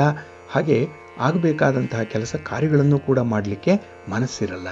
ಹಾಗಾಗಿ ಈ ದಿನ ನಿಮ್ಮ ಜೀವನವೇ ಸ್ವಲ್ಪ ಅಸ್ತವ್ಯಸ್ತವಾದಂತೆ ತೋರ್ತಾ ಇರುತ್ತೆ. ಅದಕ್ಕಾಗಿ ಹೆಚ್ಚು ಚಿಂತೆ ಮಾಡಬೇಡಿ. ಬಂದದ್ದೆಲ್ಲ ಬರಲಿ, ಗೋವಿಂದನ ದಯೆಯೊಂದಿರಲಿ ಅಂತ ಹೇಳಿ ಎಲ್ಲ ಕೆಲಸಗಳನ್ನು ಕೂಡ ಭಗವಂತನಿಗೆ ಸಮರ್ಪಣೆ ಮಾಡಿಬಿಡಿ, ಒಳ್ಳೆಯದಾಗುತ್ತೆ. ಇನ್ನು ಈ ದಿನ ನಂಬಿಕಸ್ಥರಿದ್ದಾರೆ, ನಿಮ್ಮ ಜೊತೆ ಇರುವಂಥವರು, ನಿಮ್ಮ ಶ್ರೇಯಸ್ಸನ್ನು ಕೋರುವಂಥವರು ಕೂಡ ನಿಮ್ಮ ಜೊತೆ ಇದ್ದಾರೆ. ಅಂಥವರನ್ನು ಗುರುತಿಸಬೇಕು. ಹಾಗಾಗಿನೇ ಈ ದಿನ ಬೇಡದ ವ್ಯಕ್ತಿಗಳಿಗೆ ನೀವು ಸೊಪ್ಪು ಹಾಕೋದಕ್ಕಿಂತ, ಅವರಿಗೆ ಇಲ್ಲಸಲ್ಲದ ಪ್ರಾಮುಖ್ಯತೆಯನ್ನು ಕೊಡೋದಕ್ಕಿಂತ ನಿಜವಾಗಲೂ ನಿಮ್ಮ ಬೆಂಬಲಿಗರು ಯಾರು, ನಿಜವಾಗಲೂ ನಿಮ್ಮ ಶ್ರೇಯಸ್ಸನ್ನು ಕೋರುವಂಥವ್ರು ಯಾರು, ಅಂಥವರ ಕಡೆ ಸ್ವಲ್ಪ ಒಲವಿರಲಿ. ಸ್ವಲ್ಪ ಅವರನ್ನು ಕೂಡ ನಿಮ್ಮ ವ್ಯವಹಾರಗಳಲ್ಲಿ ಜೋಡಿಸಿಕೊಳ್ಳುವಂಥ ಒಂದು ಪ್ರಯತ್ನ ಮಾಡಿ, ಮುಂದೆ ಒಳ್ಳೆಯದಾಗುತ್ತೆ. ನಿಮ್ಮ ಮನೆ ದೇವರನ್ನು ಸ್ಮರಣೆ ಮಾಡ್ತಾ ಇರಿ. ಹಾಗೆ ಭಕ್ತಿಯಿಂದ ಈ ದಿನ ನೀವು ಸೂರ್ಯನಾರಾಯಣ ಸ್ವಾಮಿಯ ಆರಾಧನೆ ಮಾಡಿಕೊಳ್ಳಿ. ಹಾಗೆ ಶ್ರೀ ಲಕ್ಷ್ಮೀ ನೃಸಿಂಹ ಸ್ತೋತ್ರವನ್ನು ಹೇಳ್ತಾ ಇರಿ, ಒಳ್ಳೆಯದಾಗುತ್ತೆ. ನಿಮ್ಮ ಅದೃಷ್ಟದ ಬಣ್ಣ ಕೆಂಪು, ಅದೃಷ್ಟದ ದಿಕ್ಕು ಪೂರ್ವ ದಿಕ್ಕು, ಅದೃಷ್ಟ ಸಂಖ್ಯೆ 4. ಮಿಥುನ ರಾಶಿ. ಮಿಥುನ ರಾಶಿಯವರಿಗೆ ಈ ದಿನ ಚತುರ್ಥದಲ್ಲಿ ಚಂದ್ರ ಇರುವಂತಹ ದಿನ.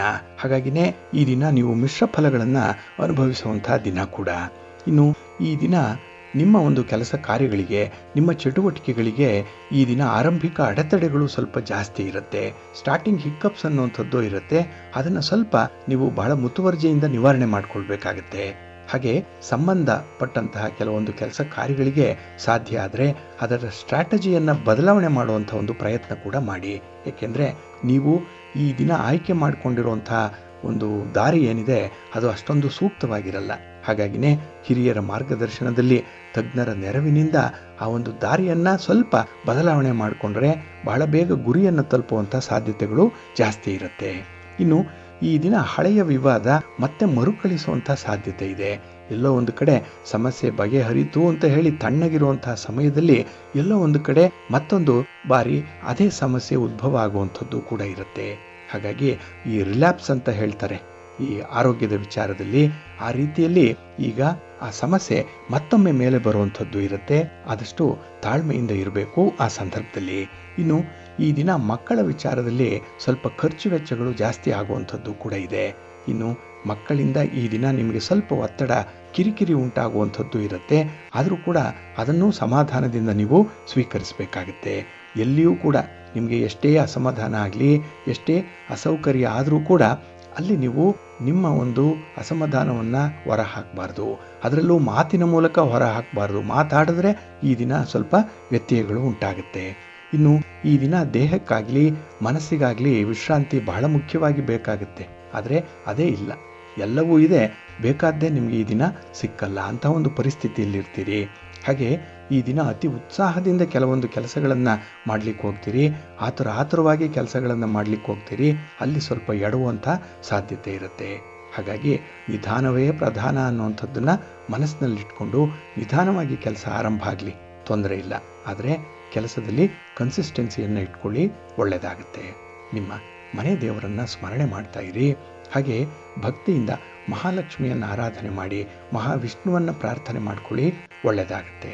ನಿಮ್ಮ ಅದೃಷ್ಟದ ಬಣ್ಣ ಗುಲಾಬಿ, ಅದೃಷ್ಟದ ದಿಕ್ಕು ಪೂರ್ವ ದಿಕ್ಕು, ಅದೃಷ್ಟ ಸಂಖ್ಯೆ 2. ಕರ್ಕಾಟಕ ರಾಶಿ.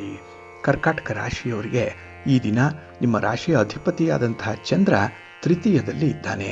3ನೇ ಮನೆ ಕೀರ್ತಿ ಸ್ಥಾನ ಇದು. ಹಾಗಾಗಿ ನಿಮ್ಮ ಕೆಲಸ ಕಾರ್ಯಗಳಿಂದ ನಿಮಗೆ ಅನುಕೂಲದ ಜೊತೆಗೆ ಒಂದು ಒಳ್ಳೆಯ ಸ್ಥಾನಮಾನ ಕೂಡ ಸಿಕ್ಕತ್ತೆ. ನಿಮ್ಮ ಒಂದು ಮಾತಿಗಾಗಲಿ ಅಥವಾ ನಿಮ್ಮ ನಡತೆಗಾಗಲಿ ಒಂದು ಒಳ್ಳೆಯ ಮೌಲ್ಯ ಇದೆ, ತೂಕ ಇದೆ. ಅದಕ್ಕಾಗಿಯೇ ಈ ದಿನ ನೀವು ಮಾಡುವಂಥ ಪ್ರತಿ ಕೆಲಸ ಕಾರ್ಯಗಳು ಕೂಡ ಬಹಳ ಗಹನವಾಗಿರುತ್ತೆ. ಅಷ್ಟೇ ಗೌರವಯುತವಾಗಿ ನಡ್ಕೊಳ್ಳುವಂಥ ಒಂದು ಪ್ರಯತ್ನ ಕೂಡ ಇರುತ್ತೆ. ಆದರೆ ಈ ದಿನದಲ್ಲಿ ಕೆಲವು ಸಣ್ಣ ಪುಟ್ಟ ವಿಚಾರಗಳಿಗೆ ನೀವು ಎಚ್ಚರ ತಪ್ಪುವಂಥ ಸಾಧ್ಯತೆ ಇರುತ್ತೆ. ಹಾಗಾಗಿ ಎಲ್ಲವೂ ಸರಿ ಇದ್ದು ಯಾವುದೋ ಒಂದು ಅಂಶ ಮಾತ್ರ ನಿಮ್ಮನ್ನು ಬಾಧಿಸುವಂಥದ್ದು ಈ ದಿನ. ಅದಕ್ಕೆ ಹೆಚ್ಚು ಒತ್ತು ಕೊಡ್ತೀರಿ, ಅದಕ್ಕೆ ಸಮಯವನ್ನು ವಿನಿಯೋಗ ಮಾಡ್ತೀರಿ. ನಿಮ್ಮ ಶ್ರಮ ಅಲ್ಲೇ ಡ್ರೈನ್ ಔಟ್ ಆಗುವಂಥದ್ದು ಇರುತ್ತೆ. ಹಾಗಾಗಿ ಈ ದಿನ ಆ ಒಂದು ಸಣ್ಣ ವಿಚಾರಕ್ಕಿಂತಲೂ ಕೂಡ ಬಹಳ ದೊಡ್ಡ ದೊಡ್ಡ ವಿಚಾರಗಳು ನಿಮ್ಮ ಮುಂದೆ ಇದೆ. ಅದನ್ನು ನೀವು ಸಾಧಿಸಬೇಕು. ಆ ಕಡೆ ನಿಮ್ಮ ಗಮನ ಇರುವಂಥದ್ದು ಬಹಳ ಮುಖ್ಯ. ಇನ್ನು ಈ ದಿನ ನಿಮ್ಮ ಅಭಿಪ್ರಾಯವನ್ನು ತಿಳಿಸುವಂಥ ಸಂದರ್ಭದಲ್ಲಿ ಸ್ವಲ್ಪ ಜಾಗೃತರಾಗಿ ಇರಿ. ಆ ಅಭಿಪ್ರಾಯ ಯಾರಿಗೂ ಕೂಡ ತೊಂದರೆ ಆಗಬಾರ್ದು, ನೋವಾಗಬಾರ್ದು, ಅನಾನುಕೂಲ ಆಗಬಾರ್ದು. ಅಷ್ಟರ ಮಟ್ಟಿಗೆ ತುಂಬ ಬ್ಯಾಲೆನ್ಸ್ ಮಾಡಬೇಕಾಗತ್ತೆ ಈ ದಿನ.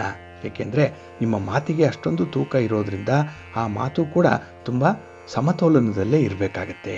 ಇನ್ನು ಈ ದಿನದಲ್ಲಿ ನಿಮ್ಮ ಒಂದು ಹಣಕಾಸಿನ ವಿಚಾರದಲ್ಲಿ ವ್ಯತಿರಿಕ್ತವಾದಂತಹ ಪರಿಣಾಮಗಳು ಉಂಟಾಗ್ತಾ ಇದೆ. ಎಲ್ಲೋ ಒಂದು ಕಡೆ ನಷ್ಟ ಆಗ್ತಾ ಇದೆ. ಇನ್ನು ಹಿಡಿದ ಕೆಲಸ ಕೈ ಹಿಡಿತಾ ಇಲ್ಲ ಅನ್ನುವಂಥ ಒಂದು ಭಾವನೆ ಬಂದರೆ ಅಲ್ಲಿ ನಿಮ್ಮ ಒಂದು ವ್ಯವಹಾರದಲ್ಲಿ ನಿಮ್ಮ ದೃಷ್ಟಿಕೋನವನ್ನು ಸ್ವಲ್ಪ ಬದಲಾವಣೆ ಮಾಡಿಕೊಳ್ಬೇಕಾಗತ್ತೆ.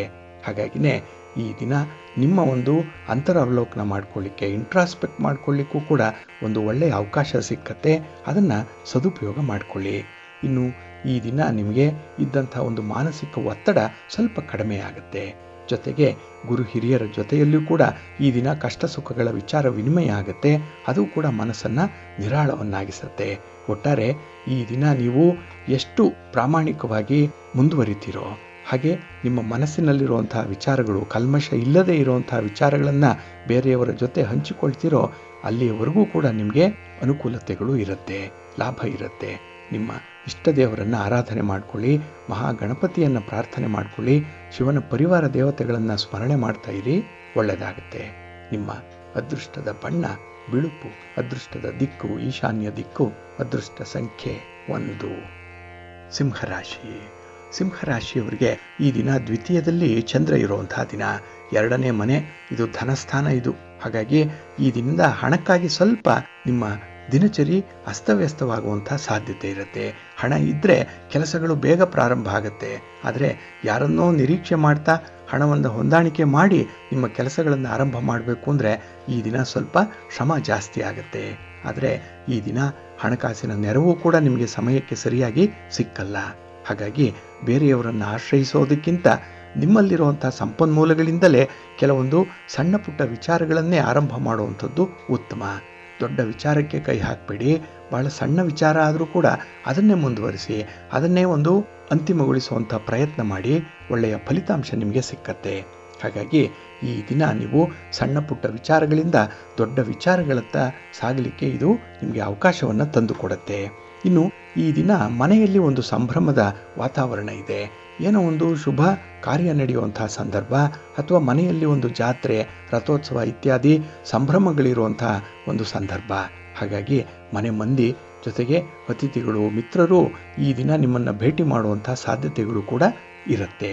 ಹಾಗಾಗಿ ಈ ದಿನ ನಿಮ್ಮ ಕಷ್ಟ ಸುಖಗಳ ವಿಚಾರ ವಿನಿಮಯ ಆದಾಗ ನಿಮ್ಮಲ್ಲಿರುವಂಥ ಒಂದು ಹಿಡನ್ ಅಜೆಂಡಾ ಹೊರಗೆ ಬರುತ್ತೆ. ನೀವು ಅಂದುಕೊಂಡಿರುವಂಥ ವಿಚಾರ ಏನಿದೆ, ಯಾವ ಅಭಿಪ್ರಾಯ ಹೊಂದಿದ್ದೀರಿ ಒಂದು ನಿರ್ದಿಷ್ಟವಾದ ವಿಚಾರದ ಬಗ್ಗೆ, ಇದು ಈ ದಿನ ಬಹಿರಂಗ ಆಗುವಂಥ ಸಾಧ್ಯತೆ ಇದೆ. ಹಾಗಾಗಿ ಬಹಳ ದಿನಗಳಿಂದ ರಹಸ್ಯವಾಗಿ ಜೋಪಾನವಾಗಿ ಇಟ್ಟುಕೊಂಡಿದ್ದಂತಹ ಒಂದು ವಿಚಾರ ಈ ದಿನ ಬೆಳಕಿಗೆ ಬರುತ್ತೆ. ಸಂಬಂಧಪಟ್ಟವರ ಗಮನವನ್ನು ಸೆಳೆಯುತ್ತೆ. ಇದರಿಂದ ಈ ದಿನ ಸ್ವಲ್ಪ ಕಷ್ಟದ ಸಮಯವನ್ನು ಎದುರಿಸುವಂಥ ಸಾಧ್ಯತೆ ಕೂಡ ಇರುತ್ತೆ. ಹಾಗಾಗಿ ಈ ದಿನ ಸ್ವಲ್ಪ ಎಚ್ಚರಿಕೆಯಿಂದ ಇರಿ. ಯಾವುದೇ ರಾಜಿ ಸೂತ್ರ ಅನ್ನುವಂಥದ್ದು ಬಂದರೆ, ಹೊಂದಾಣಿಕೆ ಅನ್ನುವಂಥದ್ದು ಬಂದರೆ ಅದಕ್ಕೆ ನಿಮ್ಮ ಗಮನ ಇರಲಿ. ಹಾಗಾಗಿ ಯಾವುದೇ ವಿಚಾರವನ್ನು ತುಂಬ ಎಳೆದಾಡಲಿಕ್ಕೆ ಹೋಗಬೇಡಿ. ಅಲ್ಲಿ ನಿಮಗೆ ಸೋಲು ಉಂಟಾಗುವಂಥ, ಕಹಿ ಅನುಭವಗಳು ಉಂಟಾಗುವಂಥ ಸಾಧ್ಯತೆ ತುಂಬ ಇರುತ್ತೆ. ಜಾಗ್ರತೆ. ನಿಮ್ಮ ಮನೆ ದೇವರನ್ನು ಸ್ಮರಣೆ ಮಾಡ್ತಾ ಇರಿ. ಹಾಗೆ ಭಕ್ತಿಯಿಂದ ಈ ದಿನ ದುರ್ಗಾ ಸ್ತುತಿಯನ್ನು ಮಾಡಿ, ಅಮ್ಮನವರ ದರ್ಶನ ಮಾಡಿಕೊಳ್ಳಿ. ಯಾವುದಾದ್ರೂ ಒಂದು ಶಕ್ತಿಪೀಠಕ್ಕೆ ಹೋಗಿ ಬನ್ನಿ. ಗ್ರಾಮ ದೇವತೆಯ ದರ್ಶನ ಆದರೂ ಕೂಡ ನಿಮಗೆ ಒಳ್ಳೆಯದನ್ನೇ ತರುತ್ತೆ. ನಿಮ್ಮ ಅದೃಷ್ಟದ ಬಣ್ಣ ಕೆಂಪು, ಅದೃಷ್ಟದ ದಿಕ್ಕು ಪೂರ್ವ ದಿಕ್ಕು, ಅದೃಷ್ಟ ಸಂಖ್ಯೆ 3. ಕನ್ಯಾ ರಾಶಿ. ಕನ್ಯಾ ರಾಶಿಯವರಿಗೆ ಈ ದಿನ ಸುಖಮಯವಾದಂತಹ ದಿನ. ಚಂದ್ರ ನಿಮ್ಮ ರಾಶಿಯಲ್ಲೇ ಸ್ಥಿತನಾಗಿದ್ದಾನೆ. ಹಾಗಾಗಿ ಈ ದಿನ ಮನಸ್ಸಿಗೆ ಏನೋ ಒಂದು ಸಮಾಧಾನ. ಎಷ್ಟೋ ನಷ್ಟ ಆಗಿದೆ, ಎಷ್ಟೋ ಒಂದು ರೀತಿಯಲ್ಲಿ ಫೇಲ್ಯೂರ್ಸ್ ಆಗಿದೆ. ಅದರ ಮಧ್ಯದಲ್ಲೂ ಕೂಡ ಇನ್ನೂ ಒಂದು ಭರವಸೆ ಇದೆ. ಒಂದು ಬೆಳಕಿನ ಕಿರಣ ನಿಮಗೆ ಕಾಣಿಸ್ತಾ ಇದೆ. ಎಲ್ಲ ಬಾಗಿಲುಗಳು ಕೂಡ ಮುಚ್ಚಿದ್ದಾಗ ಒಂದು ಕಿಟಕಿಯಾದರೂ ತೆಗೆದಿರುತ್ತೆ ಅದೃಷ್ಟವಂತರಿಗೆ ಅನ್ನುವಂಥ ಮಾತು ಈ ದಿನ ನಿಮಗೆ ಸಾಬೀತಾಗತ್ತೆ. ಹಾಗಾಗಿ ಎಲ್ಲೂ ಕೂಡ ನಿಮಗೆ ಸಹಾಯ ಸಿಗ್ತಾ ಇಲ್ಲ ಅಂದರೆ ಎಲ್ಲೋ ಒಂದು ಕಡೆ ಸಹಾಯಕ್ಕೆ ಜನ ಇದ್ದಾರೆ ಅನ್ನುವಂಥ ಒಂದು ಭಾವನೆ ಮನಸ್ಸಿಗೆ ಬರುವಂಥದ್ದಾಗತ್ತೆ. ಹಾಗಾಗಿ ಈ ದಿನ ನೀವು ಭರವಸೆಯನ್ನು ಇಟ್ಟುಕೊಂಡಂಥ ಒಂದು ದಿನ, ಹೋಪ್ಸ್ ಅನ್ನುವಂಥದ್ದನ್ನು ಇಟ್ಕೊಳ್ಬೋದು. ಹಾಗೆ ಈ ದಿನ ಕೆಲವೊಂದು ವಿಚಾರಗಳಲ್ಲಿ ಅಪಾರ್ಥಗಳನ್ನು ಕಲ್ಪಿಸಿಕೊಂಡು ನಿಮಗೆ ನೀವೇ ಬದುಕನ್ನು ಹಾಳು ಮಾಡಿಕೊಂಡಿರುವಂಥದ್ದು ಇದೆ. ನಿಮಗೆ ನೀವೇ ಮೋಸ ಮಾಡಿಕೊಂಡಿರುವಂಥದ್ದು ಕೂಡ ಇದೆ. ಹಾಗಾಗಿ ಆ ಸ್ವಾರ್ಥದ ಕುರುಡು ನಂಬಿಕೆಯಿಂದಲೇ ಕೆಲವೊಂದು ಅನರ್ಥಗಳು ಕೂಡ ಆಗಿದೆ. ಹಾಗಾಗಿ ಒಂದು ಅರ್ಥಕ್ಕೆ 4 ಬೇಡದ ಅರ್ಥಗಳನ್ನು ಕಲ್ಪಿಸಿಕೊಂಡಿದ್ದೀರಿ. ಅಂಥದ್ದು ತಿಳಿಯಾಗುವಂತಹ ಸಾಧ್ಯತೆ ಈ ದಿನ ಇರುತ್ತೆ. ಹಾಗಾಗಿ ನಿಜಾಂಶ ಏನು, ನೈಜ ಚಿತ್ರಣ ಏನು, ರಿಯಾಲಿಟಿ ಏನು, ಇದು ಈ ದಿನ ನಿಮಗೆ ಗೊತ್ತಾಗುವಂಥದ್ದು. ಹಾಗಾಗಿನೇ ಈ ದಿನ ಒಂದು ರೋಮಾಂಚನವಾದಂತಹ ಒಂದು ಸನ್ನಿವೇಶ ಕೂಡ ಎದುರಾಗುತ್ತೆ. ಹಾಗೆ ಹಳಬರ ಪರಿಚಯ ಆಗಲಿ ಅಥವಾ ನಿಮ್ಮ ಸಂಬಂಧಗಳನ್ನು ನವೀಕರಣ ಮಾಡಿಕೊಳ್ಳುವಂಥ ಒಂದು ಪ್ರಯತ್ನ ಆಗಲಿ ಈ ದಿನ ತುಂಬ ಯಶಸ್ವಿಯಾಗುತ್ತೆ. ಇನ್ನು ಈ ದಿನ ಸ್ವಲ್ಪ ಮುಂಗೋಪ ಇರುತ್ತೆ, ಸ್ವಲ್ಪ ಅಹಂ ಅನ್ನುವಂಥದ್ದು ಬರ್ಬೋದು. ಏಕೆಂದರೆ ಎಲ್ಲವೂ ಕೂಡ ಒಂದು ಅರ್ಥಕ್ಕೆ ಸಮೃದ್ಧಿಯಲ್ಲಿ ಇದ್ದಾಗ ಮನುಷ್ಯನನ್ನು ಹಿಡೀಲಿಕ್ಕೆ ಕಷ್ಟ ಆಗತ್ತೆ ಅಂತ ಹೇಳ್ತಾರೆ ಹಿರಿಯರು. ಆ ಒಂದು ಹಿನ್ನೆಲೆಯಲ್ಲಿ ಈ ದಿನ ಸ್ವಲ್ಪ ವಿನಯವಂತರಾಗಿ, ಅಷ್ಟೇ ಕೆಲವು ಕೆಲಸಗಳಲ್ಲಿ ನೀವು ಹೊಂದಾಣಿಕೆಯಿಂದ ಮುಂದುವರಿಯುವಂಥದ್ದು ತುಂಬ ಉತ್ತಮ. ಇನ್ನು ಈ ದಿನ ನಿಮ್ಮ ಸಂಗಾತಿ ಪ್ರೀತಿ ಪಾತ್ರರ ಮಧ್ಯೆ ಇದ್ದಂತಹ ಒಂದು ಸಹ ಸಂಬಂಧಗಳೇನಿದೆ ಅದು ಉತ್ತಮವಾಗುವಂಥದ್ದು ಕೂಡ ಇದೆ. ಒಟ್ಟಾರೆ ನಿಮಗೆ ಸಂತೋಷ, ಸೌಲಭ್ಯಗಳು, ಸಮೃದ್ಧಿಗಳು ಉಂಟಾಗುವಂಥ ಸಂದರ್ಭ ಇದು. ಇದನ್ನು ನೀವು ಕಾಯ್ದುಕೊಳ್ಳಬೇಕು. ಅಂದರೆ ಬಹಳ ದಿನಗಳು ಕೂಡ ಇದು ಇರಬೇಕು ಅನ್ನುವಂಥದ್ದನ್ನು ಮೇಂಟೈನ್ ಮಾಡುವಂಥದ್ದು ಇದೆಯಲ್ಲ, ಅದು ಬಹಳ ಕಷ್ಟದ ಕೆಲಸ. ಅದನ್ನು ನೀವು ಚಾಲೆಂಜಿಂಗ್ ಆಗಿ ತೆಗೆದುಕೊಂಡು ಮುಂದುವರಿಸಿ. ನಿಮ್ಮ ಸಂತೋಷ ತುಂಬ ದಿನ ಇರುತ್ತೆ. ನಿಮ್ಮ ಮನೆ ದೇವರನ್ನು ಸ್ಮರಣೆ ಮಾಡ್ತಾ ಇರಿ. ಹಾಗೆ ಭಕ್ತಿಯಿಂದ ಆಂಜನೇಯ ಸ್ತೋತ್ರವನ್ನು ಹೇಳ್ಕೊಳ್ಳಿ, ಶ್ರೀರಾಮ ರಕ್ಷಾ ಸ್ತೋತ್ರವನ್ನು ಹೇಳ್ಕೊಳ್ಳಿ, ಒಳ್ಳೆಯದಾಗತ್ತೆ. ನಿಮ್ಮ ಅದೃಷ್ಟದ ಬಣ್ಣ ಕೇಸರಿ, ಅದೃಷ್ಟದ ದಿಕ್ಕು ಈಶಾನ್ಯ ದಿಕ್ಕು, ಅದೃಷ್ಟ ಸಂಖ್ಯೆ 1. ತುಲಾರಾಶಿ. ತುಲಾರಾಶಿಯವರಿಗೆ ಈ ದಿನ ವ್ಯಯಸ್ಥಾನದಲ್ಲಿ ಚಂದ್ರ ಇರುವಂಥ ದಿನ. 12ನೇ ಸ್ಥಾನದಲ್ಲಿ ಚಂದ್ರ ಇದ್ದಾಗ ನಿಮಗೆ ಸ್ವಲ್ಪ ಹಿನ್ನಡೆಯ ಅನುಭವಗಳು ಉಂಟಾಗುವಂಥದ್ದು ಇದೆ. ಎಲ್ಲ ಒಂದು ಕಡೆ ಮಾಡ್ತಾ ಇರುವಂಥ ಕೆಲಸ ಸರಿಯಾಗಿ ನಡೀತಾ ಇದೆಯಾ ಇಲ್ಲವೇ ಅನ್ನುವಂಥ ಒಂದು ಅನುಮಾನ ಕೂಡ ನಿಮಗೆ ಬರುವಂಥದ್ದು ಇರುತ್ತೆ. ಇನ್ನು ಈ ದಿನ ನಿಮ್ಮ ಬಾಂಧವರಿಂದ, ಅಂದರೆ ತೀರಾ ಹತ್ತಿರದ ನೆಂಟರಿಂದಲೇ ಕೆಲವೊಂದು ಒತ್ತಡಗಳು ಉಂಟಾಗುವಂಥದ್ದು ಕೂಡ ಇದೆ. ಇನ್ನು ಸಂಬಂಧದಲ್ಲಿ ನೀವು ಮಾಡಿರುವಂತಹ ಕೆಲವೊಂದು ವ್ಯವಹಾರಗಳು, ಹಣಕಾಸಿನ ವ್ಯವಹಾರಗಳು, ಅದರಿಂದ ಕೂಡ ಈ ದಿನ ನಿಮ್ಮ ಸಂಬಂಧ ಹಾಳಾಗ್ತಾ ಇರುವಂಥ ಸಂದರ್ಭ ಕೂಡ ಇದೆ. ಇನ್ನು ಆಸ್ತಿ ಪಾಸ್ತಿ ವಿಚಾರವಾಗೂ ಕೂಡ ಮನಸ್ತಾಪಗಳು ಆಗುವಂಥದ್ದು ಅಥವಾ ಈಗಾಗಲೇ ಆಗಿರುವಂಥದ್ದು, ಈ ಎಲ್ಲ ವಿಚಾರಗಳನ್ನು ಕೂಡ ನೀವು ಗಮನಿಸಿದಾಗ ಈ ದಿನ ತುಂಬ ಹೋರಾಟದ ಬದುಕು ನಿಮ್ಮದೇ ಆಗಿರುತ್ತೆ. ಹಾಗಾಗಿ ಈ ಜೀವನ ಅಂದರೆ ಒಂದು ಹೋರಾಟ, ಒಂದು ಕದನದ ರೀತಿಯಲ್ಲಿ ನೀವು ಮುಂದುವರಿಯುವಂಥ ಒಂದು ಸಂದರ್ಭ ಕಾಣಿಸ್ತಾ ಇದೆ. ಹಾಗಾಗಿನೇ ಈ ದಿನ ಬಹಳ ಜಾಣತನದಿಂದ ನೀವು ಮುಂದುವರಿಬೇಕು. ಆದಷ್ಟು ಹಣಕಾಸಿನ ವ್ಯವಹಾರಗಳನ್ನು ತೀರಾ ಹತ್ತಿರದ ಬಂಧುಗಳ ಜೊತೆಯಾಗಲಿ ಅಥವಾ ತೀರಾ ಬೇಕಾದಂಥ ಸ್ನೇಹಿತರ ಜೊತೆಯಲ್ಲಾಗಲಿ ಇಟ್ಕೊಳ್ಬೇಡಿ. ಈ ಹಣವೇ ಸಂಬಂಧವನ್ನು ಹಾಳು ಮಾಡಲಿಕ್ಕೆ ಕಾರಣವಾಗುವಂಥದ್ದು. ಇನ್ನು ಈ ದಿನ ಗ್ರಹಗತಿಗಳು ಸ್ವಲ್ಪ ಅಶುಭ ಫಲಗಳನ್ನು ಕೊಡುವಂಥ ಸಂದರ್ಭ ಇದೆ. ಇದು ಕೂಡ ನಿಮಗೆ ಗ್ರಹಬಲ ಇಲ್ಲದೆ ಇರೋದ್ರಿಂದ ನಿಮ್ಮ ಕೆಲಸ ಕಾರ್ಯಗಳು ಪೂರ್ಣ ಆಗಲ್ಲ. ಹಾಗಾಗಿ ನಂಬಿಕೆಯಿಂದ ಕೆಲಸಗಳನ್ನು ಮುಂದುವರಿಸಬೇಕು. ಭರವಸೆಯಿಂದ ಮುಂದುವರಿಸಬೇಕು. ಇವತ್ತಲ್ಲ ನಾಳೆ ಒಳ್ಳೆಯ ಫಲ ಸಿಕ್ಕತ್ತೆ ಅನ್ನುವಂಥ ಒಂದು ಆಶಾಭಾವನೆ ಇರಬೇಕಾಗತ್ತೆ. ಇನ್ನು ಈ ದಿನ ನಿಮ್ಮ ಕೆಲಸ ಕಾರ್ಯಗಳಲ್ಲಿ ನಿಮ್ಮ ಒಂದು ಪ್ರಯತ್ನಕ್ಕೆ ತಕ್ಕಂತಹ ಗೆಲುವು ಸಿಕ್ಕಲ್ಲ, ಅಂಥ ಒಂದು ಫಲ ಸಿಕ್ಕಲ್ಲ. ಹಾಗಾಗಿ ಏನು ಬರುತ್ತೋ ಅದಕ್ಕೆ ಸೆಟ್ಲ್ ಆಗುವಂಥ ಅವಕಾಶಗಳು ಇರುವಂಥದ್ದು. ಇನ್ನು ಈ ದಿನ ನಿಮ್ಮನ್ನು ಭೇಟಿ ಮಾಡಲಿಕ್ಕೆ ಬರುವಂತಹ ಬಂಧುಗಳೋ ಮಿತ್ರರೋ ಅವರ ಒಂದು ಕಷ್ಟ ಸುಖಗಳನ್ನು ಹೇಳಿಕೊಳ್ಳುವಂಥ ಸಂದರ್ಭ ಕೂಡ ಇದೆ. ಹಾಗಾಗಿ ಅವರ ಬಣ್ಣದ ಮಾತುಗಳಿಗೆ ಮರಳಾಗಬೇಡಿ. ಯಾವುದು ಪ್ರಾಕ್ಟಿಕಲ್ ಆಗಿದೆ ಅದಕ್ಕೆ ಮಾತ್ರ ಈ ದಿನ ನೀವು ಒಪ್ಪಿಗೆ ಕೊಡುವಂಥದ್ದು ಉತ್ತಮ. ಹಾಗಾಗಿ ನಿಮ್ಮನ್ನು ಹೊಗಳುವಂಥವರಾಗಲಿ ಅಥವಾ ನಿಮ್ಮಿಂದ ಕೆಲವೊಂದು ಸಹಾಯಗಳನ್ನು ಬಯಸಿ ಬರುವಂಥವ್ರನ್ನಾಗಲಿ ಸ್ವಲ್ಪ ಪರೀಕ್ಷೆ ಮಾಡಬೇಕು. ಅದರ ಸಾಧಕ ಬಾಧಕಗಳನ್ನು ನೋಡೇ ನೀವು ಮುಂದುವರಿಬೇಕಾಗತ್ತೆ. ಇನ್ನು ಈ ದಿನ ಯಾವುದೇ ಒಂದು ವಿಚಾರದಲ್ಲಿ ನೀವು ತುಂಬ ಗಮನವನ್ನು ಕೊಡಲೇಬೇಕಾಗತ್ತೆ. ಅದರಲ್ಲೂ ಆರೋಗ್ಯದ ಕಡೆ ಸ್ವಲ್ಪ ಕಾಳಜಿ ಇರಲಿ. ನಿಮ್ಮ ಇಷ್ಟ ದೇವರನ್ನು ಆರಾಧನೆ ಮಾಡ್ತಾ ಇರಿ. ಶಿವನ ಪರಿವಾರ ದೇವತೆಗಳನ್ನು ಪ್ರಾರ್ಥನೆ ಮಾಡಿಕೊಳ್ಳಿ, ಒಳ್ಳೆಯದಾಗತ್ತೆ. ನಿಮ್ಮ ಅದೃಷ್ಟದ ಬಣ್ಣ ತಿಳಿ ನೀಲಿ, ಅದೃಷ್ಟದ ದಿಕ್ಕು ಈಶಾನ್ಯ ದಿಕ್ಕು, ಅದೃಷ್ಟ ಸಂಖ್ಯೆ 5.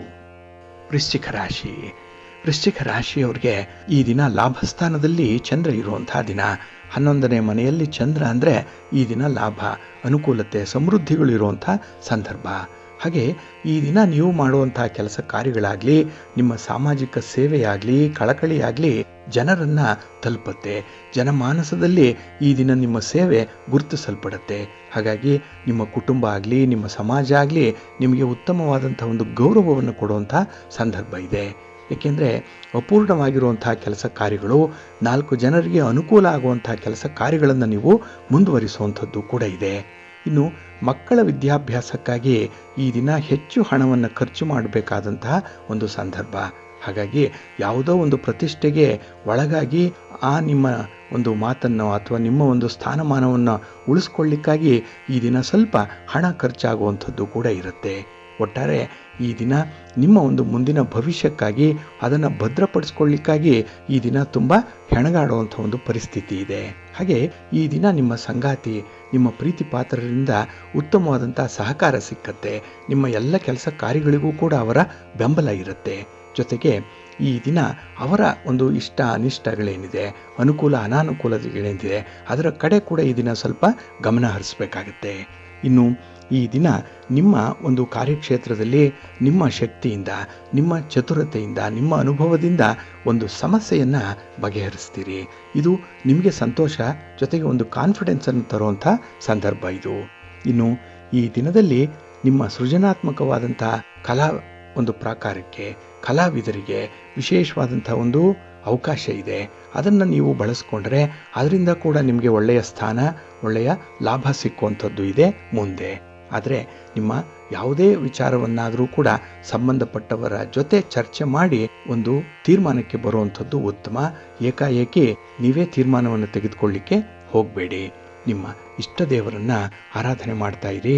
ಹಾಗೆ ಭಕ್ತಿಯಿಂದ ಈ ದಿನ ನೀವು ಶ್ರೀರಾಮ ಭುಜಂಗ ಸ್ತೋತ್ರವನ್ನು ಹೇಳ್ಕೊಳ್ಳಿ, ಶ್ರೀರಾಮ ರಕ್ಷಾ ಸ್ತೋತ್ರವನ್ನು ಹೇಳ್ಕೊಳ್ಳಿ, ಶ್ರೀರಾಮ ನಾಮ ಜಪ ಮಾಡ್ತಾ ಇರಿ, ಒಳ್ಳೆಯದಾಗತ್ತೆ. ನಿಮ್ಮ ಅದೃಷ್ಟದ ಬಣ್ಣ ಕೆಂಪು, ಅದೃಷ್ಟದ ದಿಕ್ಕು ಪೂರ್ವ ದಿಕ್ಕು, ಅದೃಷ್ಟ ಸಂಖ್ಯೆ 1. ಧನುರಾಶಿ. ಧನುರಾಶಿಯವರಿಗೆ ಈ ದಿನ ಉದ್ಯೋಗ ಸ್ಥಾನದಲ್ಲಿ ಚಂದ್ರ ಇರುವಂತಹ ದಿನ.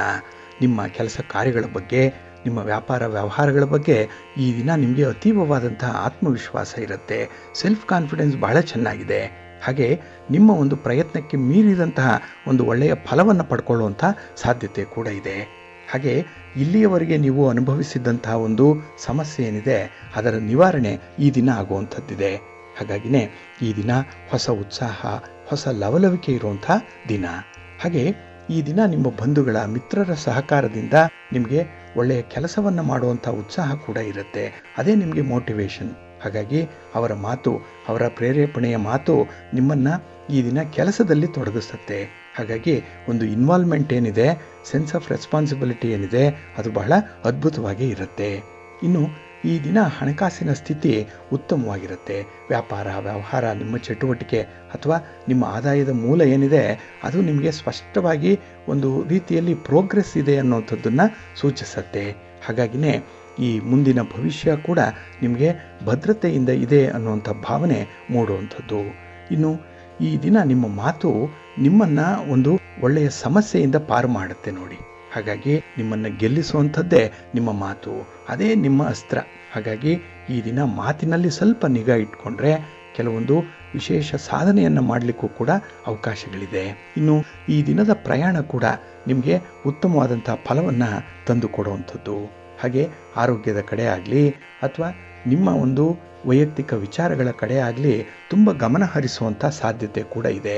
ಯಾಕೆಂದರೆ ನಿಮ್ಮ ಪ್ರಿಯಾರಿಟಿ ನಿಮ್ಮ ಒಂದು ಸಂತೋಷ, ಆರೋಗ್ಯ, ಅದರ ಕಡೆ ಈ ದಿನ ಬಹಳಷ್ಟು ಕಾಳಜಿ ಇರುತ್ತೆ. ಜೊತೆಗೆ ಹಿರಿಯರಿಂದ, ತಜ್ಞರಿಂದ ನೀವು ಪಡ್ಕೊಳ್ಳುವಂತಹ ಕೆಲವೊಂದು ಸಲಹೆಗಳನ್ನು, ಮಾರ್ಗದರ್ಶನಗಳನ್ನು ಕೂಡ ಅನುಸರಣೆ ಮಾಡುವಂಥ ಒಂದು ಮನಸ್ಥಿತಿ ಇದೆ.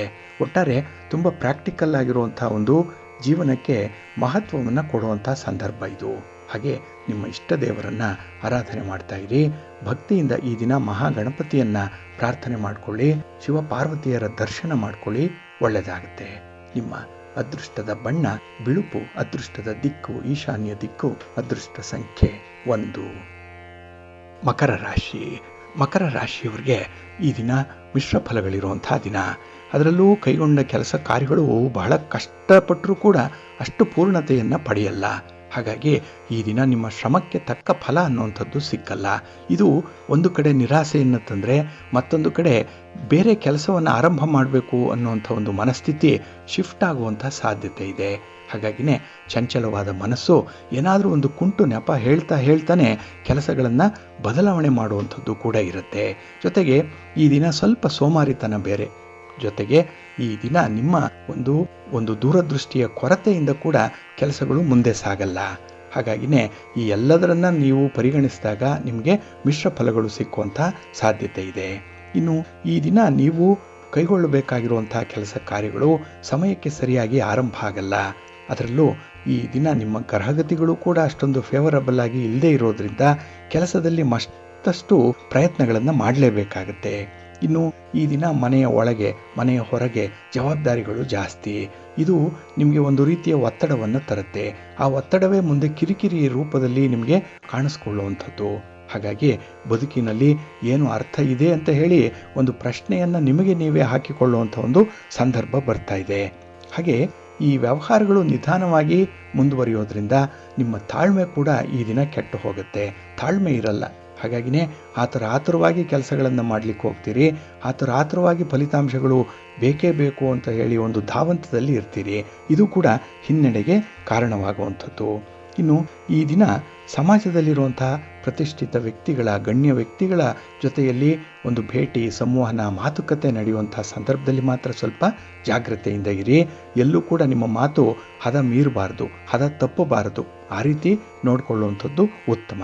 ಇನ್ನು ಯಾವುದೇ ಸಮಸ್ಯೆಗಳು ಬಂದರೂ ಕೂಡ ನಿಧಾನವಾಗಿ ಪರಿಹಾರ ಮಾಡಿಕೊಳ್ಳಿ. ಎಲ್ಲಿ ಸಮಸ್ಯೆ ಉದ್ಭವ ಆಯಿತೋ ಅಲ್ಲೇ ಪರಿಹಾರವನ್ನು ಕಂಡುಕೊಳ್ಳಿ. ಎಲ್ಲಿ ಕಳ್ಕೊಂಡ್ವೋ ಅಲ್ಲೇ ಹುಡುಕಿ ಅದನ್ನು ಪಡ್ಕೊಳ್ಬೇಕು. ಇದನ್ನು ಮಾತ್ರ ನಿಮ್ಮ ಗಮನದಲ್ಲಿರಲಿ. ನಿಮ್ಮ ಮನೆ ದೇವರನ್ನು ಸ್ಮರಣೆ ಮಾಡ್ತಾ ಇರಿ. ಹಾಗೆ ಶ್ರೀ ಲಕ್ಷ್ಮೀ ವೆಂಕಟೇಶ್ವರ ಸ್ವಾಮಿಯ ಆರಾಧನೆ ಮಾಡಿ ಅಶ್ವತ್ಥ ವೃಕ್ಷ ಪ್ರದಕ್ಷಿಣೆ ಮಾಡಿಕೊಳ್ಳಿ. ಈ ದಿನ ಗೋವಿಗೆ ಏನಾದರೂ ಒಂದು ಹಣ್ಣನ್ನು, ಗ್ರಾಸವನ್ನು ಕೊಡುವಂಥದ್ದನ್ನು ಮಾಡಿ, ಒಳ್ಳೆಯದಾಗುತ್ತೆ. ನಿಮ್ಮ ಅದೃಷ್ಟದ ಬಣ್ಣ ನೇರಳೆ, ಅದೃಷ್ಟದ ದಿಕ್ಕು ಈಶಾನ್ಯ ದಿಕ್ಕು, ಅದೃಷ್ಟ ಸಂಖ್ಯೆ 4. ಕುಂಭರಾಶಿ. ಕುಂಭರಾಶಿಯವರಿಗೆ ಈ ದಿನ ಅಷ್ಟಮದಲ್ಲಿ ಚಂದ್ರ ಇರುವಂತಹ ದಿನ. ಹಾಗಾಗಿ ಈ ದಿನದ ಪ್ರಯತ್ನಗಳಲ್ಲಿ ನಿಮಗೆ ಮಿಶ್ರ ಫಲಗಳು ಇರುವಂಥ ಸಂದರ್ಭ ಇದೆ. ಹಾಗೆ ಈ ದಿನ ಸ್ವಲ್ಪ ವಿವಾದಗಳು ಜಾಸ್ತಿ. ಅದರಲ್ಲೂ ನೀವಾಗಿ ತಂದುಕೊಳ್ಳುವಂತಹ ವಿವಾದಗಳು. ಎಲ್ಲೋ ಒಂದು ಕಡೆ ಬೀದಿಯಲ್ಲಿ ಹೋಗ್ತಾ ಇದ್ದಂಥದ್ದನ್ನು ನೀವು ತಲೆಯ ಮೇಲೆ ಹೊಕ್ಕಿಸ್ಕೊಂಡ್ರು ಅನ್ನುವಂಥ ರೀತಿಯಲ್ಲಿ ಈ ಬೇಡದ ವಿಚಾರಕ್ಕೆ ಕೈ ಹಾಕುವಂಥದ್ದು, ಮೂರನೆಯವರ ವಿಚಾರದಲ್ಲಿ ಕುತೂಹಲದಿಂದ ಅದರ ಕಡೆ ಗಮನ ಕೊಡುವಂಥದ್ದು, ಇಂಥ ವಿದ್ಯಮಾನಗಳಿಂದಲೇ ಈ ದಿನ ನಿಮಗೆ ಸ್ವಲ್ಪ ಎಡವಟ್ಟಾಗುವಂಥದ್ದು ಇದೆ. ಇನ್ನು ಹಣಕಾಸಿನ ವಿಚಾರದಲ್ಲಿ ಅಷ್ಟೊಂದು ಫಲಿತಾಂಶ ನೆಟ್ಟಗೆ ಇರಲ್ಲ. ನೀವು ಎಷ್ಟೇ ಪ್ರಯತ್ನ ಮಾಡಿದ್ರೂ ಕೂಡ ಅದು ಅಷ್ಟಕ್ಕಷ್ಟೇ ನಿಲ್ಲುವಂಥದ್ದು ಇರುತ್ತೆ. ಇನ್ನು ಈ ದಿನ ನಿಮ್ಮ ಸಂಬಂಧಿಕರ ಜೊತೆಯಲ್ಲೋ ಅಥವಾ ಸ್ನೇಹಿತರ ಜೊತೆಯಲ್ಲೋ ಒಂದು ಸಣ್ಣ ವಿಚಾರಕ್ಕಾಗಿ ವಿವಾದಗಳು ಉಂಟಾಗುವಂಥ ಸಾಧ್ಯತೆ ತುಂಬ ಇದೆ. ಹಾಗಾಗಿ ಈ ದಿನ ಮಾತುಕತೆ, ವಾದ ವಿವಾದ ಇಂಥದ್ದು ಬಂದರೆ ಆದಷ್ಟು ಅದನ್ನು ಅವಾಯ್ಡ್ ಮಾಡ್ಕೊಂಡ್ಬಿಡಿ, ಮೌನವಾಗಿದ್ಬಿಡಿ, ಒಳ್ಳೆಯದಾಗತ್ತೆ. ಇನ್ನು ಈ ದಿನ ನಿಮ್ಮ ಆರೋಗ್ಯದ ಕಡೆ ಕೂಡ ಸ್ವಲ್ಪ ಅಸಡ್ಡೆ ಇರುವಂಥದ್ದು ಇದೆ. ಇದು ಕೂಡ ಒಳ್ಳೆಯದಲ್ಲ. ಸೋಮಾರಿತನ ಇರಬೇಕು, ಆದರೆ ಕೆಲವೊಂದು ವಿಚಾರಗಳಲ್ಲಿ ನೀವು ಚುರುಕಾಗೇ ಇರಬೇಕಾಗತ್ತೆ. ಹಾಗೆ ಈ ದಿನ ನಿಮ್ಮ ವೈಯಕ್ತಿಕ ವಿಚಾರಗಳಿರಲಿ, ನಿಮ್ಮ ಒಂದು ಕೌಟುಂಬಿಕ ವಿಚಾರಗಳು, ವೈವಾಹಿಕ ವಿಚಾರಗಳೇನಿದೆ ಇದರ ಕಡೆ ಸ್ವಲ್ಪ ಗಮನ ಕೊಡಬೇಕು. ಸಮಸ್ಯೆ ಇದ್ದರೆ ಆದಷ್ಟು ಬೇಗ ಪರಿಹಾರ ಮಾಡಿಕೊಳ್ಳಿ. ಸಮಸ್ಯೆಯನ್ನು ದೊಡ್ಡದಾಗಲಿಕ್ಕೆ ಬಿಡಬೇಡಿ. ಕಂದಕ ದೊಡ್ಡದಾಗುತ್ತೆ, ಅದನ್ನು ಮತ್ತೆ ಎಳೆದು ತಂದು ಬ್ರಿಡ್ಜ್ ಮಾಡುವಂಥದ್ದು ಬಹಳ ಕಷ್ಟದ ಕೆಲಸ ಆಗುತ್ತೆ. ಸ್ವಲ್ಪ ಜಾಗ್ರತೆಯಿಂದ ಇರಿ. ಇನ್ನು ವ್ಯವಹಾರದಲ್ಲಿ, ಉದ್ಯೋಗದಲ್ಲಿ ಸ್ವಲ್ಪ ಗೊಂದಲಗಳಿದೆ, ಅದನ್ನು ಪರಿಹಾರ ಮಾಡಿಕೊಳ್ಬೇಕು ಅಂತ ಹೇಳಿದ್ರೆ ತಾಳ್ಮೆಯೊಂದೇ ನಿಮಗೆ ಅಸ್ತ್ರ. ಅದನ್ನು ಉಪಯೋಗ ಮಾಡಿ. ಇವತ್ತಲ್ಲ ನಾಳೆ ನಿಮಗೆ ಒಳ್ಳೆಯ ಫಲಿತಾಂಶ ಸಿಕ್ಕತ್ತೆ. ತುಂಬ ನಿಧಾನವಾಗಿ, ತುಂಬ ವ್ಯವಹಾರ ಚತುರತೆಯಿಂದ ನೀವು ಮುಂದುವರಿಬೇಕಾಗತ್ತೆ. ನಿಮ್ಮ ಮನೆ ದೇವರನ್ನು ಸ್ಮರಣೆ ಮಾಡ್ತಾ ಇರಿ. ಗೋವಿಂದ ಅಷ್ಟಕವನ್ನು ಹೇಳ್ಕೊಳ್ಳಿ, ಮಹಾವಿಷ್ಣುವನ್ನು ಪ್ರಾರ್ಥನೆ ಮಾಡಿಕೊಳ್ಳಿ, ಒಳ್ಳೆಯದಾಗತ್ತೆ. ನಿಮ್ಮ ಅದೃಷ್ಟದ ಬಣ್ಣ ಬಿಳುಪು, ಅದೃಷ್ಟದ ದಿಕ್ಕು ಪೂರ್ವ ದಿಕ್ಕು, ಅದೃಷ್ಟ ಸಂಖ್ಯೆ 5. ಮೀನರಾಶಿಯವರಿಗೆ ಈ ದಿನ ಸಮೃದ್ಧವಾದಂತಹ ದಿನ, ಸುಭದ್ರವಾದಂತಹ ದಿನ, ಸುಗಮವಾಗಿರುವಂತಹ ದಿನ ಕೂಡ. ಏಕೆಂದರೆ ನಿಮ್ಮ ಕೆಲಸ ಕಾರ್ಯಗಳಿಗೆ ಈ ದಿನ ಅಡ್ಡಿ ಆತಂಕಗಳು ತುಂಬ ಕಡಿಮೆ. ಅದು ಬಂದರೂ ಕೂಡ ನಿವಾರಣೆ ಮಾಡಿಕೊಳ್ಳುವಂಥ ಒಂದು ಸಾಮರ್ಥ್ಯ ನಿಮಗೆ ಇದೆ. ಆತ್ಮವಿಶ್ವಾಸ ಚೆನ್ನಾಗಿದೆ. ಜೊತೆಗೆ ಈ ದಿನದಲ್ಲಿ ಭೂ ಸಂಬಂಧಿತವಾದಂತಹ ವ್ಯವಹಾರಗಳಲ್ಲಿ ನಿಮಗೆ ಹೆಚ್ಚಿನ ಲಾಭ ಕೂಡ ಇದೆ. ಜೊತೆಗೆ ಕಳತ್ರ ಸ್ಥಾನದಲ್ಲಿ ಚಂದ್ರ ಇರೋದರಿಂದ ಪಾರ್ಟ್ನರ್ಶಿಪ್ಪಲ್ಲಿ ಮಾಡುವಂಥ ವ್ಯವಹಾರಗಳಾಗಲಿ ಅಥವಾ ನಿಮ್ಮ ಕುಟುಂಬಸ್ಥರು ನಿಮಗೆ ನೀಡುವಂಥ ಬೆಂಬಲ ಆಗಲಿ ಬಹಳ ಅದ್ಭುತವಾದಂಥ ಅನುಭವವನ್ನು ನಿಮಗೆ ತಂದುಕೊಡುತ್ತೆ. ಇನ್ನು ಈ ದಿನ ಉದ್ಯಮಿಗಳಿಗೆ ಸಮಯಕ್ಕೆ ಸರಿಯಾಗಿ ಹೂಡಿಕೆಗಳು ಕೂಡ ಸಿಕ್ಕತ್ತೆ. ಹಾಗಾಗಿ ಇನ್ವೆಸ್ಟ್ಮೆಂಟ್ ವಿಚಾರದಲ್ಲಿ ನೀವು ಬಹಳ ಪ್ರಬುದ್ಧರಾದಂಥ ಒಂದು ತೀರ್ಮಾನವನ್ನು ತೆಗೆದುಕೊಳ್ತೀರಿ. ಬಹಳ ಬುದ್ಧಿವಂತಿಕೆಯ ನಡೆ ಅಲ್ಲಿ ಕಾಣಿಸ್ತಾ ಇದೆ. ಇನ್ನು ನಿಮ್ಮ ಕುಟುಂಬದಲ್ಲಿ ಕೆಲವು ಹಠಮಾರಿಗಳಿದ್ದಾರೆ. ಹಾಗಾಗಿ ಅವರನ್ನು ಸಮಾಧಾನಪಡಿಸುವಂಥದ್ದು ಅಥವಾ ಅವರ ಒಂದು ಬೇಡಿಕೆಗಳನ್ನು ಪೂರೈಸುವಂಥ ಒಂದು ವಿಚಾರದಲ್ಲಿ ಈ ದಿನ ತುಂಬ ಶ್ರಮ ಪಡಬೇಕಾಗತ್ತೆ. ಹಾಗೆ ಈ ದಿನ ಹಿರಿಯರ ಆರೋಗ್ಯದ ವಿಚಾರ ಕೂಡ ಈ ದಿನ ನಿಮ್ಮ ಚಿಂತೆಗೆ ಕಾರಣವಾಗುವಂಥದ್ದು ಇದೆ. ಇನ್ನು ಮನೆಯಲ್ಲಿ ಆಗಬೇಕಾಗಿರುವಂಥ ಶುಭ ಕಾರ್ಯಗಳ ಬಗ್ಗೆ ಆಗಲಿ ಅಥವಾ ನಿಮ್ಮ ಒಂದು ಸ್ಥಿರಾಸ್ತಿಯ ಬಗ್ಗೆ ನೀವು ತೆಗೆದುಕೊಳ್ಬೇಕಾಗಿರುವಂಥ ತ್ವರಿತ ತೀರ್ಮಾನದ ಬಗ್ಗೆ ಆಗಲಿ ಸ್ವಲ್ಪ ಗೊಂದಲಗಳು ಕೂಡ ಇರುತ್ತೆ.